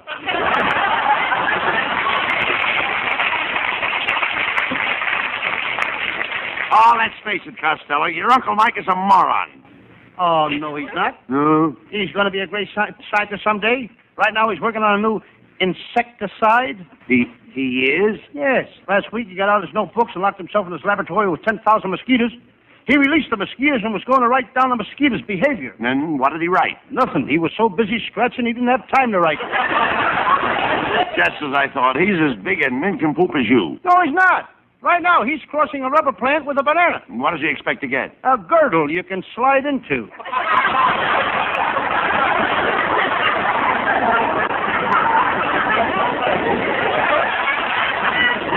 You know, your whole family are jerks. By the way, what was that silly-looking thing on the radiator of your car this afternoon? Well, you see, I can't afford a radiator cap, so I trained my little dog to sit on the radiator. Your dog sits on the radiator? Mm-hmm. Does he bark much? Only when it boils over. Well,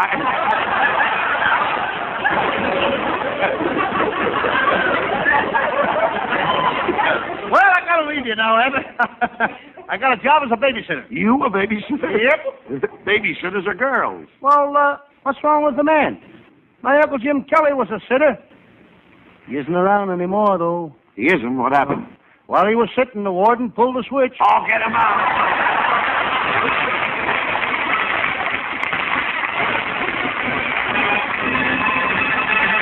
And there'll be much more of that terrific Abbott and Costello humor in a few seconds.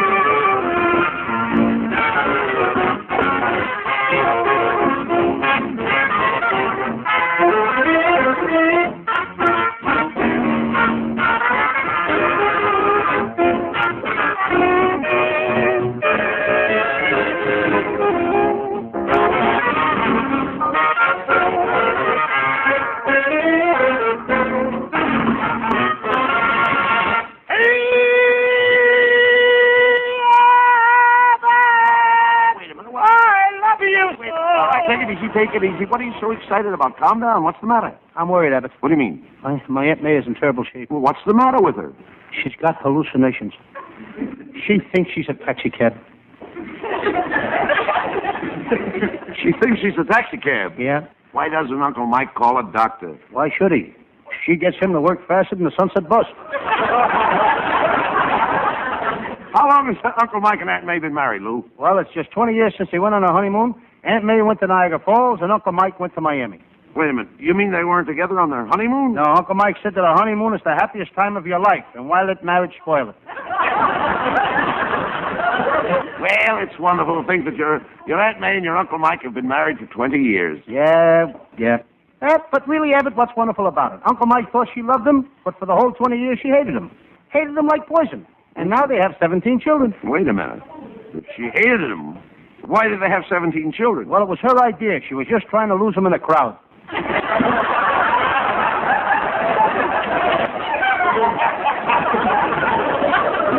Does that mean to him, Lou? Well, she beats him up all the time. He wouldn't mind it if it wasn't for the children. The children? Yeah, they beat him, too. He must be really henpecked. Yes, he is. She tries to keep him in the house every night. Saturday, when he started to take his bath, she put 6 boxes of Jell-O in the tub so he'd get stuck. Luckily, it was raspberry, and he ate his way out.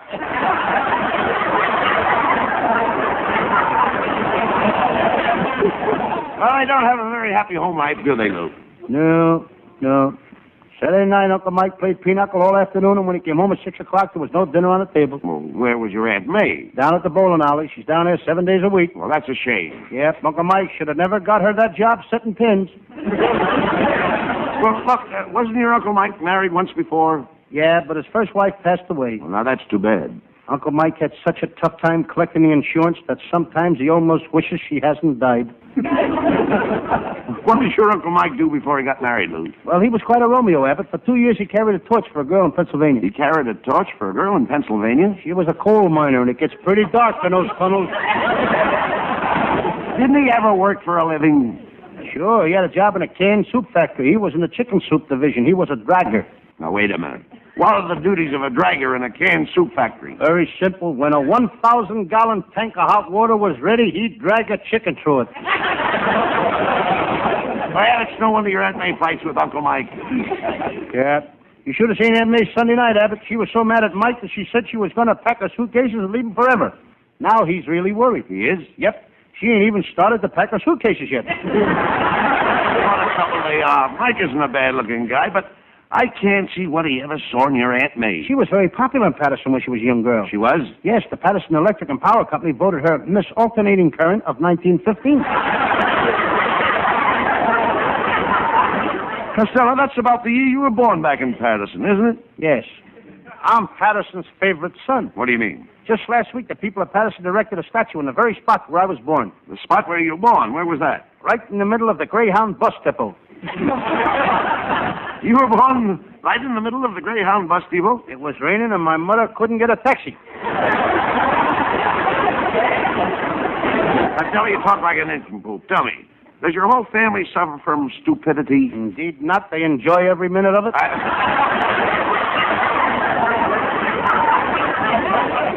Hey there, Costello. I want to talk to you. Mister, do I owe you any money? No. Mm-hmm. Did I ever give you a tip on any of my horses? No. Have you got a red-headed sister in Chicago? No. Okay, go ahead and talk to me.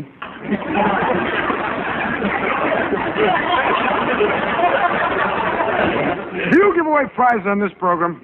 Can I win a refrigerator or something? Nope. Well, goodbye. I've got to go hurry over to the Gangbusters radio show. Last week, I got $164 on that program. Wait a minute. Gangbusters don't give away anything. Oh, I forgot to tell you. I'm a pickpocket, too.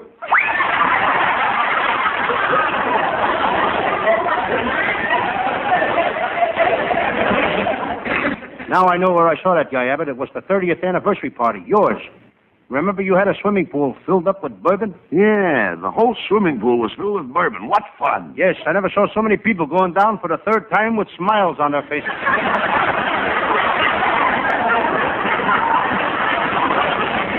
Well, never mind that. The whole town is talking about my anniversary party. Didn't my wife Betty look beautiful? I'm very proud of my wife. Every man in town was fighting over her, but I got her. Abbott, you didn't fight hard enough. My wife is a beautiful woman. She hasn't got a wrinkle in her face. She hasn't, huh? Then what are those things? Dents? Costello, you know nothing about women.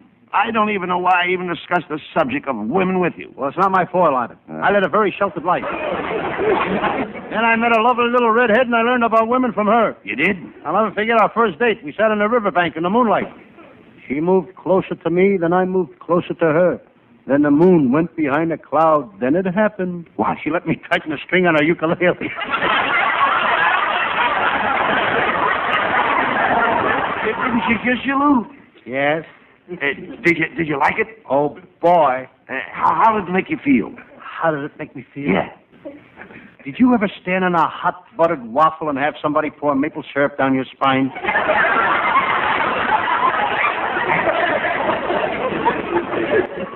How did you get along with her, Lou? Oh, good. The second time we had a date, I took her sightseeing on a bus. Rubberneck? No, but I tickled her a little.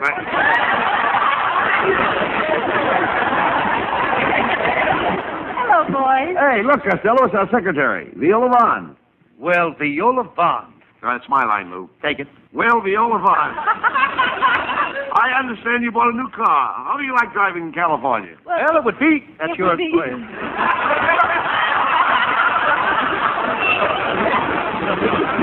It would be all right if it weren't for the pedestrians. What's wrong with the California pedestrians? Well, I was driving down here tonight, and one of them whizzed right past my windshield. The dirty coward was pole vaulting across the street. Sneaky devils, ain't they? Viola, why don't you take me for a ride down the beach tonight? I should say not. Costello, Viola's only kidding. She really likes you, but you've got to do something to show that you like her. That's right, Costello. Do something brave. Do something brave? I know what I'll do. I'll join the army and help fight the British. But we're not fighting the British. That's all the better. That way nobody can get hurt. Costello, you know, you've been acting kind of queer lately. Hey, wait a minute. Come to think of it, you're right, Viola. Yesterday afternoon, I saw him sitting up in a tree in Griffith Park. Costello, what were you doing up in that tree? Signing autographs? Signing autographs? Yes, the robins thought I was Woody Woodpecker.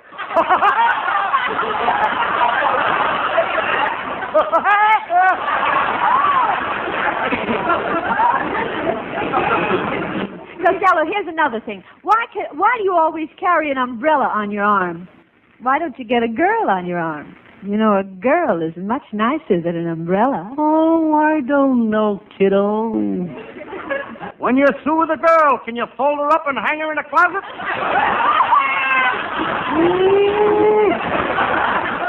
Why, you simple-minded, no-good, low-down...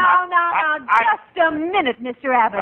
Have you ever stopped to consider that Costello's reasoning capacity and his functional capabilities for logical delineation are coordinated, comprehensive, and negligible? Is it compulsory to you to abuse this poor, moronic, social incompetent simply because the poor slob doesn't possess the mental capacity of an imbecile? But Viola... Just a minute, Abbott. You've had this coming to you for a long time. Let her finish. Continue. Tell them what a slob I am. Viola, Viola, I can't help it if Costello is stupid. Who's stupid?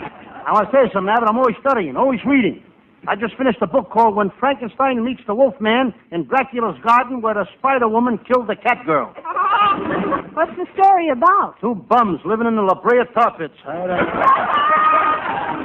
Well, I've got to go now, boys. I'm taking my painting lessons.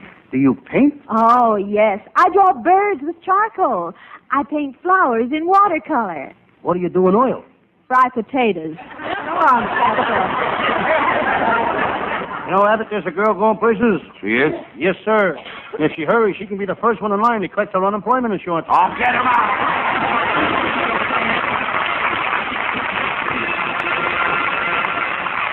Now, while we get the 50-second intermission, we'd like you to consider this.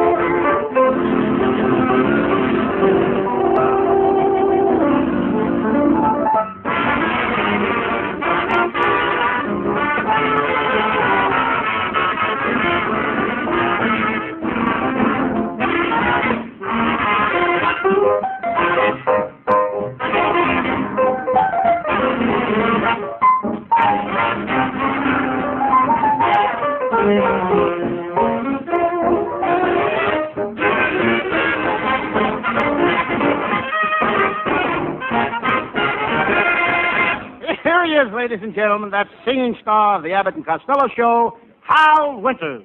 I'd like to sing a song that belongs to the month of January as much as White Christmas belongs to December. With Matty Malnick's orchestra, here is the Ralph Ranger, Leo Robin perennial, June and January.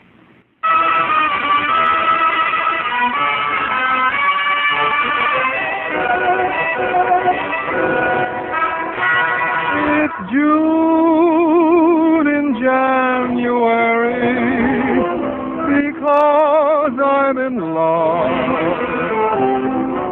It always is spring in my heart with you in my arms. The snow is just white blossom that falls from above. And here is the reason, my dear, your magical charm.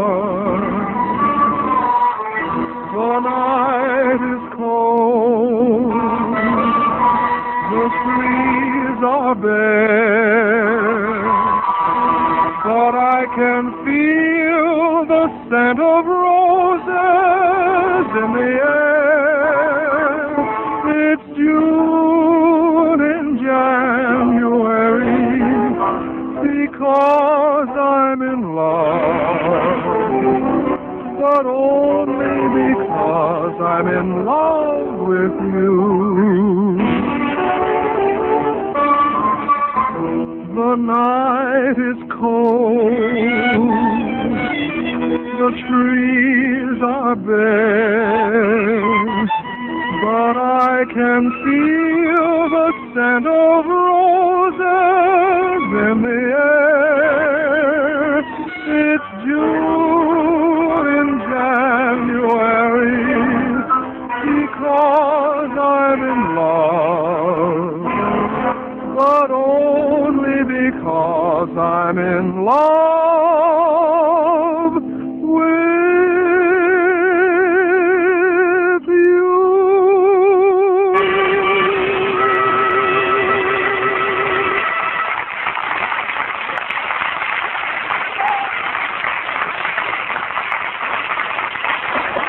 Hey, Abbott. I just made an important discovery. I think I can safely announce that Governor Dewey will run for president in 1952. Oh, what makes you think that? He just started taking piano lessons. You know, Costello, ever since you started playing the part of Sam Shovel, private detective, you've got your nose in everybody's business. You've been as busy as an ant. Ants are busy? Certainly. Then why are they always going to picnics?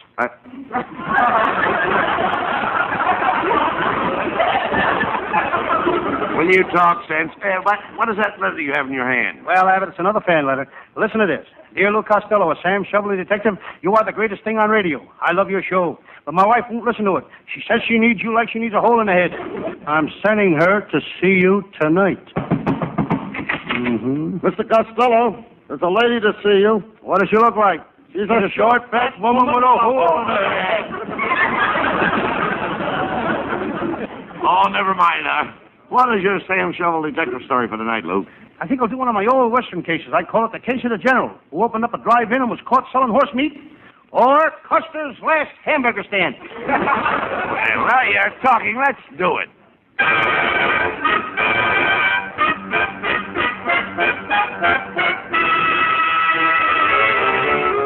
I'm Sam Shovel, private detective. I remember my first case. Three-eyed Maxie the murderer. He had 3 eyes. He was the only man in the world with 20/20/20 vision. And there was my second case. Terrible Tony, the toughest gangster in Los Angeles. He was a bronze giant with muscles of steel and an iron fist. I had to shoot him. May he rust in peace.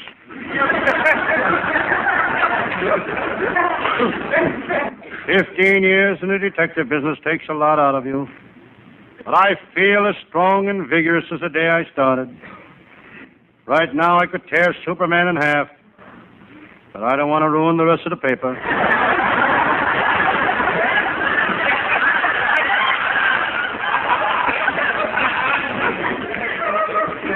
I feel kind of thirsty. I go to the sink. This Los Angeles water is getting hotter every day.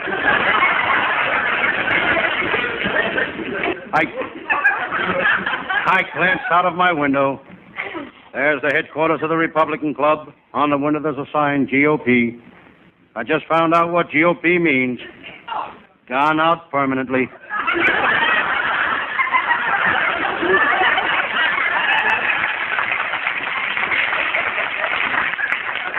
I look down at my desk. There's my new wristwatch. My new wristwatch. It's a shock-proof, non-magnetic, waterproof watch. The directions say don't take this watch out of the box. Fresh air ruins it. I think I'll give it to my secretary. What a secretary. She got the job the hard way. The hard way. She knew how to type. Lying next to my watch is my shotgun. I decide to see if it's loaded. I pointed at the floor and pulled the trigger. I looked down at the floor. When did I buy open-toed shoes?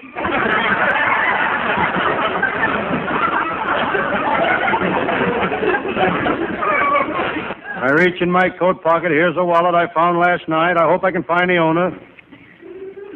A check. I check to see what's in the wallet. Here's a card. If it's found, return to Mr. Nichols, Del Mar Hotel. Here's a driver's license issued to Mr. Nichols, Del Mar Hotel. Here's a birth certificate with the name Nichols. Here's the pink slip for a new Hudson sedan issued to Mr. Nichols, Del Mar Hotel. Well, here's $600 in cash. Looks like I'll have to keep the money.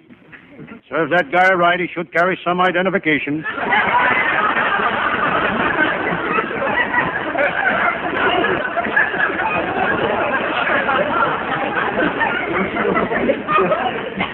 The name on the money is Washington.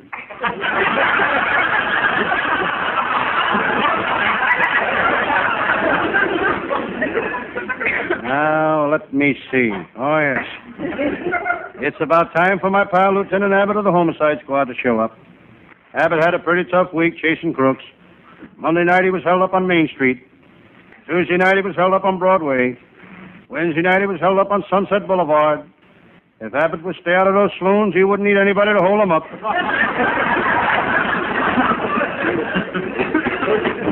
Lieutenant Abbott don't have to work. He was born with a silver spoon in his mouth.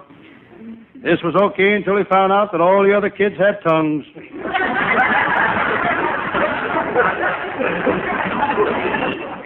It's not easy to be born with a silver spoon in your mouth. Up to the time Abbott was 19, all he could say was Rogers Brothers, 1847.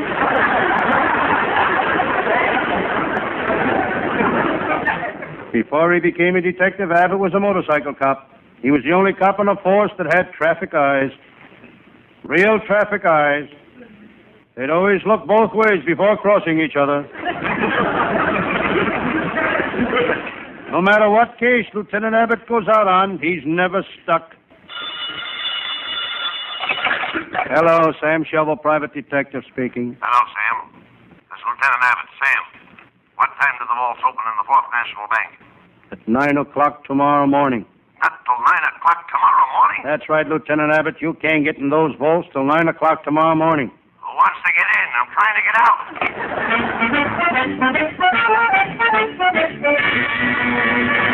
Suddenly, my door opened. Sam Shovel. It was my pal, Lieutenant Abbott. He was scared to death. He was perspiring.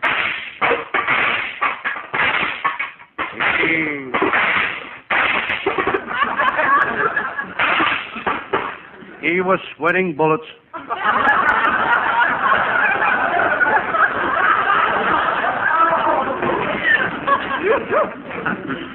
Lieutenant Abbott, how'd you get out of that bank vault? Sam, I'll tell it to you all in a nutshell. Can't you tell it to me here? I don't think we'd both fit in a nutshell. Sam, I've been working on a series of bank burglaries. Monday night, the Kelly gang held up the First National Bank. Tuesday, they held up the Second National Bank. Wednesday, they held up the Third National Bank. So tonight, I was waiting for them at the Fourth National Bank. And you caught them? Nah. Tonight they held up the First National Bank again. But enough about myself. Enough about my trouble, Sam. Sam, you don't look good. What's the matter? I didn't get any sleep last night, Lieutenant. A burglar climbed into my bedroom window and made me get out of bed. I stood there shivering in my long underwear. Why didn't you holler for help? He had a gun, and I was afraid to open my trap.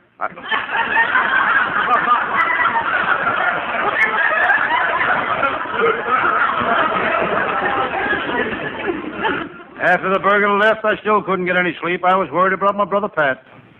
He kept poking his head into my room. Well, lots of guys poke their heads into their brothers' rooms. On the end of a stick?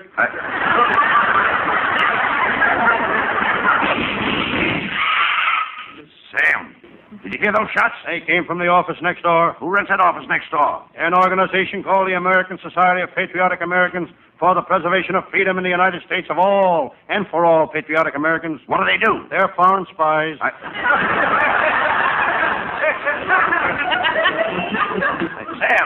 Sam, look.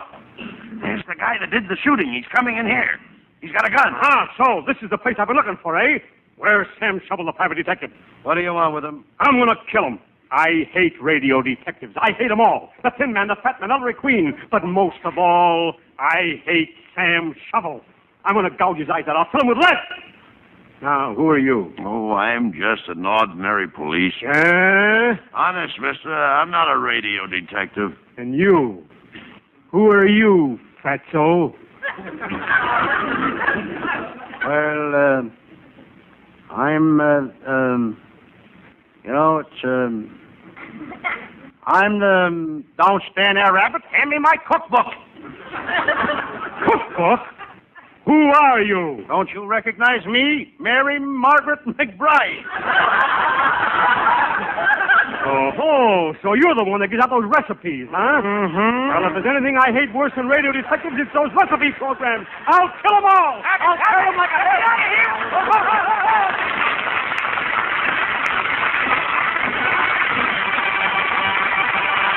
Custer will wind up tonight's hijinks in just a moment, plus after a little advice from this fellow.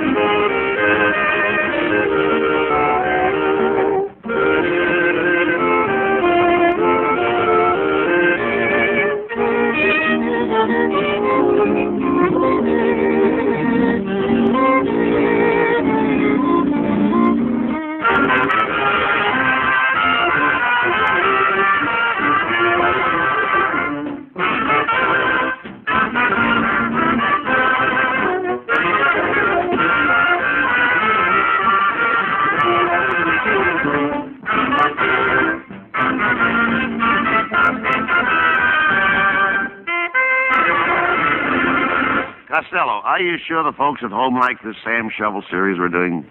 Oh, certainly, Abbott. Listen to this letter. Dear Lou Costello, other radio detectives get you to listen, expecting something big on their shows. Then in the end, they have nothing. You never disappoint the listener. You have nothing right from the start.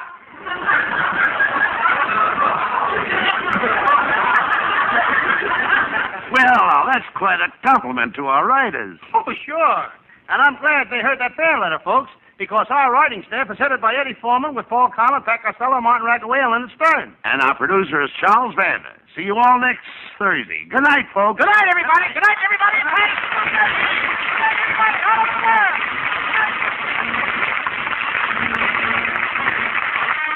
Listen each Thursday night at this time for another great Abbott and Costello show, produced and transcribed in Hollywood. Be sure to stay tuned for the outstanding entertainment which follows throughout the evening on this ABC station.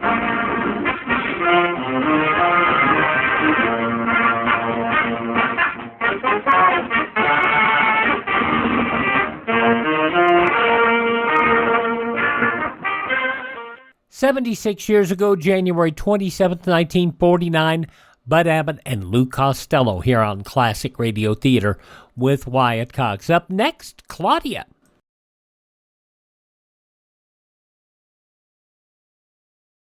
Two weeks, 14 days, 326 hours. Every second that your family could be exposed to radiation after a nuclear attack. Radiation that kills. To survive, a fallout shelter is a necessity. Equipment and supplies are essential. Now, Survive All Shelters, one of the nation's leading manufacturers of fallout shelters, offers a basic equipment kit with a Conelrad high-powered radio, transistor operated for long battery life, a complete, fully stocked first aid kit, a heavy-duty fire extinguisher, emergency water containers, a chemical toilet for protection against contamination and disease, extra-strength Saran and rayon bunks, a radiation meter, and individual dosimeters. For protection every second of each hour of every day. See a Survive All Shelter now. Now on Classic Radio Theater with Wyatt Cox, we wrap up this edition of the program with an episode of Claudia, 76 years ago, January 27th, 1949. Your Coca-Cola bottler presents Claudia, based on the famous play and novels by Rose Franken. Brought to you transcribed Monday through Friday by your friendly neighbor who bottles Coca-Cola. Relax, and while you're listening, refresh yourself. Have a Coke. And now, Claudia. Hooray, hooray, hooray, hooray. Thank goodness the telephone. Listen, don't ring so loud. Shh, you'll disturb David. Hello? Claudia, is that you? Oh, Mom, I'm so glad to hear even your voice. Why, what's the matter? Well, even your voice sounds good to me. Probably because I haven't heard a human voice in hours. Didn't David come home tonight? Yes, he's home. Sort of. And what's wrong? Well, he's home with a lot of work to do. He left me all forlorn in the living room with Shakespeare. He's in the study with his blueprints. Lucky blueprints. I get the picture. Say, Mama, how are you? How's New York? Fine, fine, fine. How's the baby? Well, considering he's your grandson, he's not bad. Why don't you go upstairs and talk to him? Oh, that way lies madness. What have you been doing all evening? I have been reading a book. Oh, no. You? Oh, yes, I. Well, how'd you like reading a book? Well, I think it is terribly overrated. All this fuss people make about how wonderful it is to have an evening alone reading a book. Well, they've obviously never done it. I'd much rather talk. Maybe if you read a good book. Just try and find one. I'm fed up with most books, at least modern ones. And you only 19. Well, I think books are all either just like life, so why bother reading them, or else they're not at all like life, so why bother reading them? They all have a girl and a boy and other people. Why don't you darn some socks? They're all darned. You seem to forget it's been raining a great deal lately. Well, I didn't call up to tell you how to spend your time, so... Mama, don't hang up. I've nothing more to say. You hang up, I'll have to go back to that book. Goodbye, Claudia. This is a fine way to treat your only child. Goodbye, child. Listen, Mama, you hang up, Yes? I'll... You'll what? Listen, what'd you call up about in the first place? Nothing. I'm going to say goodbye now, No. because I know you're just bursting to get back to your reading. All right, then. As bad as it is better than talking to you. Mama, What now? listen, do you have a decent dinner? None of your business. What are you doing tonight? None of your business. Still early, why don't you go to a movie or something? Instead of just sitting home alone. When I want your advice, I'll ask for it. Only you never want it. Right. Give David my love, Now, what makes you think he wants it? because he knows a good thing when he sees it. Why, thank you, Mama. That was a very sweet thing to say to me. I appreciate it. You're an idiot. Goodbye. Good night, Mama. Who was that, darling? Only Mama, David. Only Mama? Yep. Since when is Mama only Mama? Well, she's the only Mama we've got, isn't she? How you doing? I'm doing fine. How are you doing? No, just another hour's work or so, and then I'll be finished. Are you tired? No, not a bit. Feel fine. Sure you don't want to stop working? Yes, I'm sure I don't want to stop working. Oh, that's what I thought. Cluck, I want to, but I can't. In that case, go on, get back. Don't loiter. Always bossing. How's that book you're reading? Terrible. What's the matter with it? I don't know. It feels as if I read it before. Maybe you have. David, if I had read it before, what would I be doing reading it now?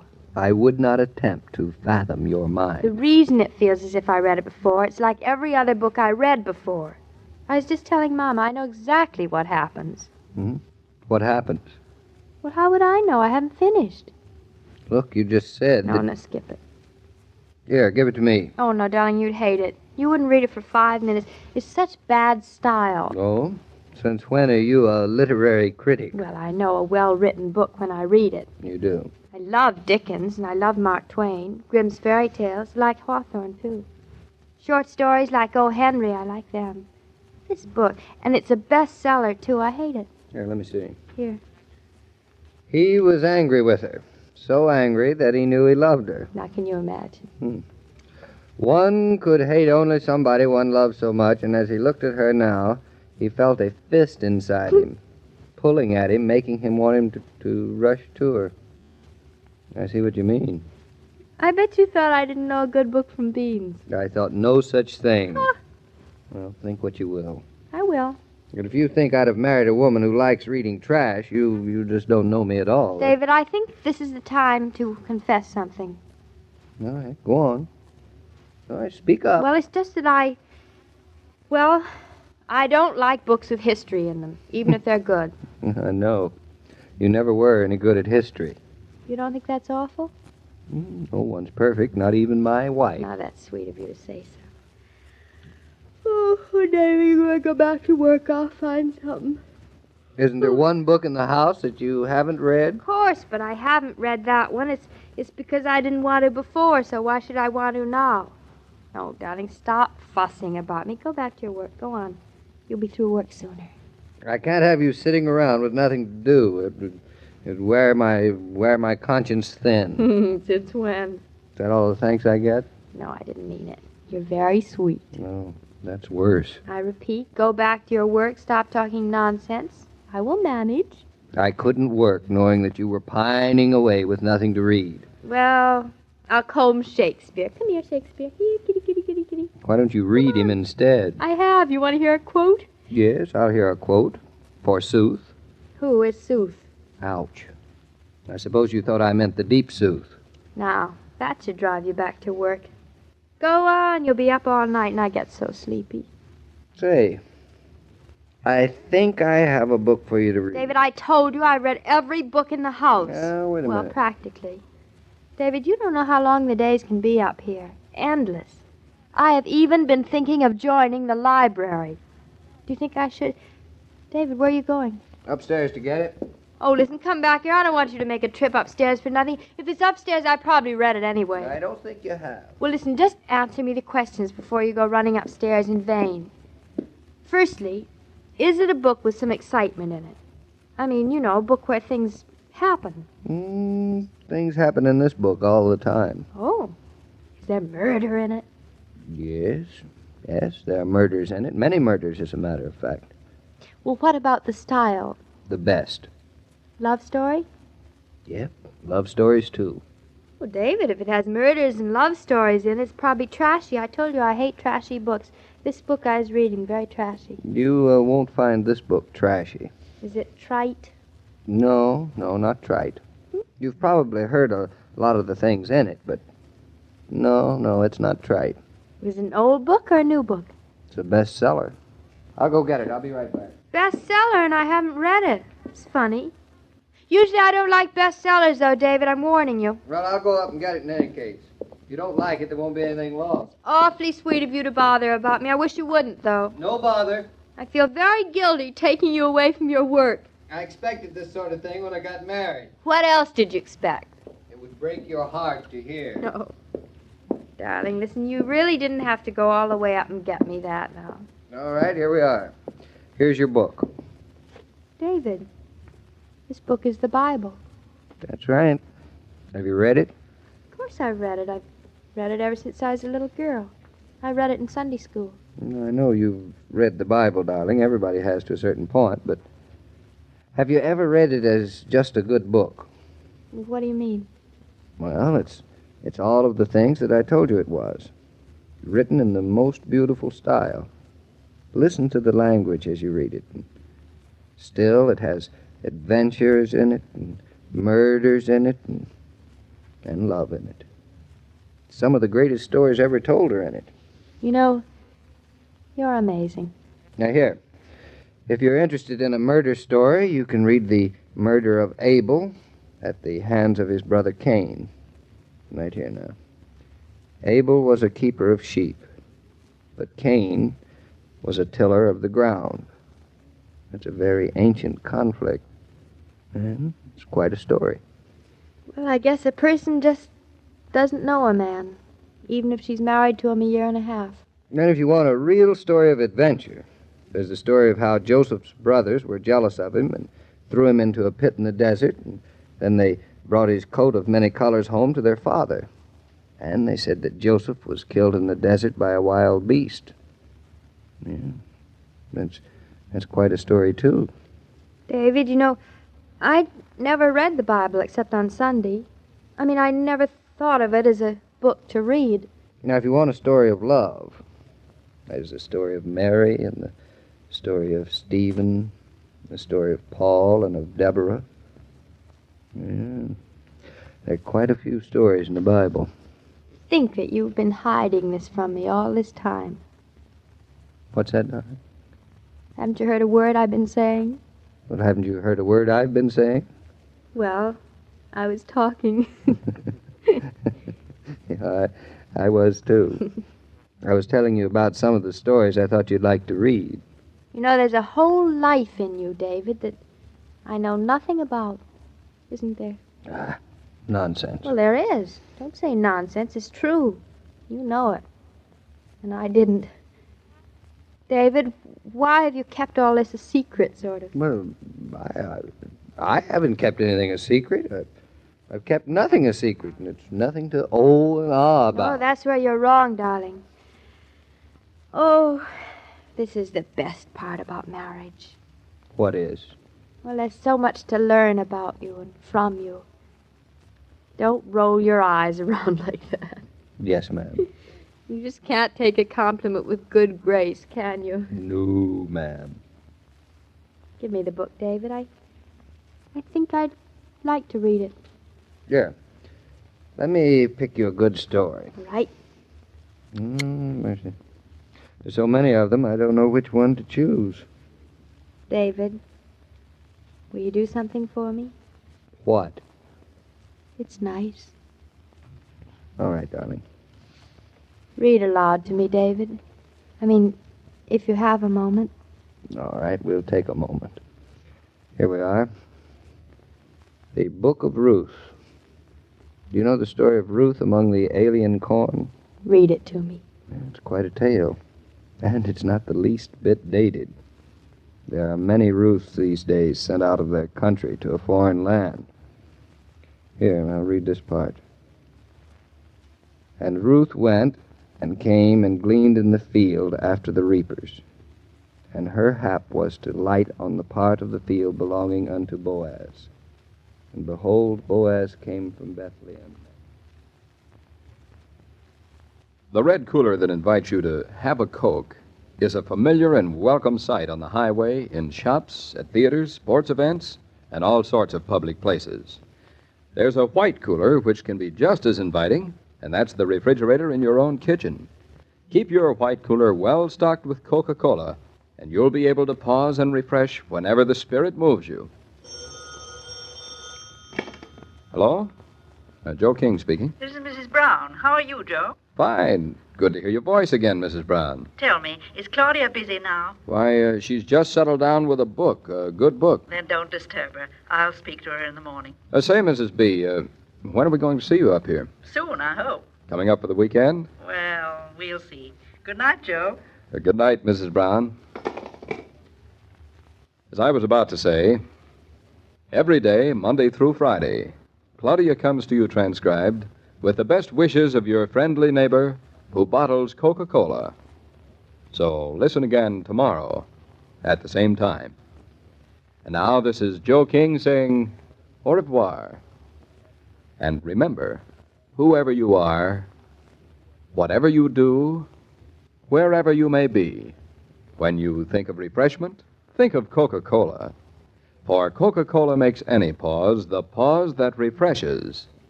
and ice-cold Coca-Cola is everywhere. This broadcast of Claudia was supervised and directed by William Brown Maloney.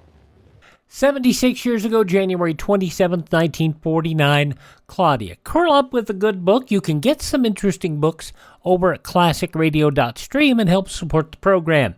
classicradio.stream. Tomorrow, we'll have drama, Adventures of Philip Marlowe, Adventures of Sherlock Holmes, Dangerous Assignment, and an episode of Suspense. See you tomorrow for our Tuesday edition of Classic Radio Theater. I'm Wyatt Cox.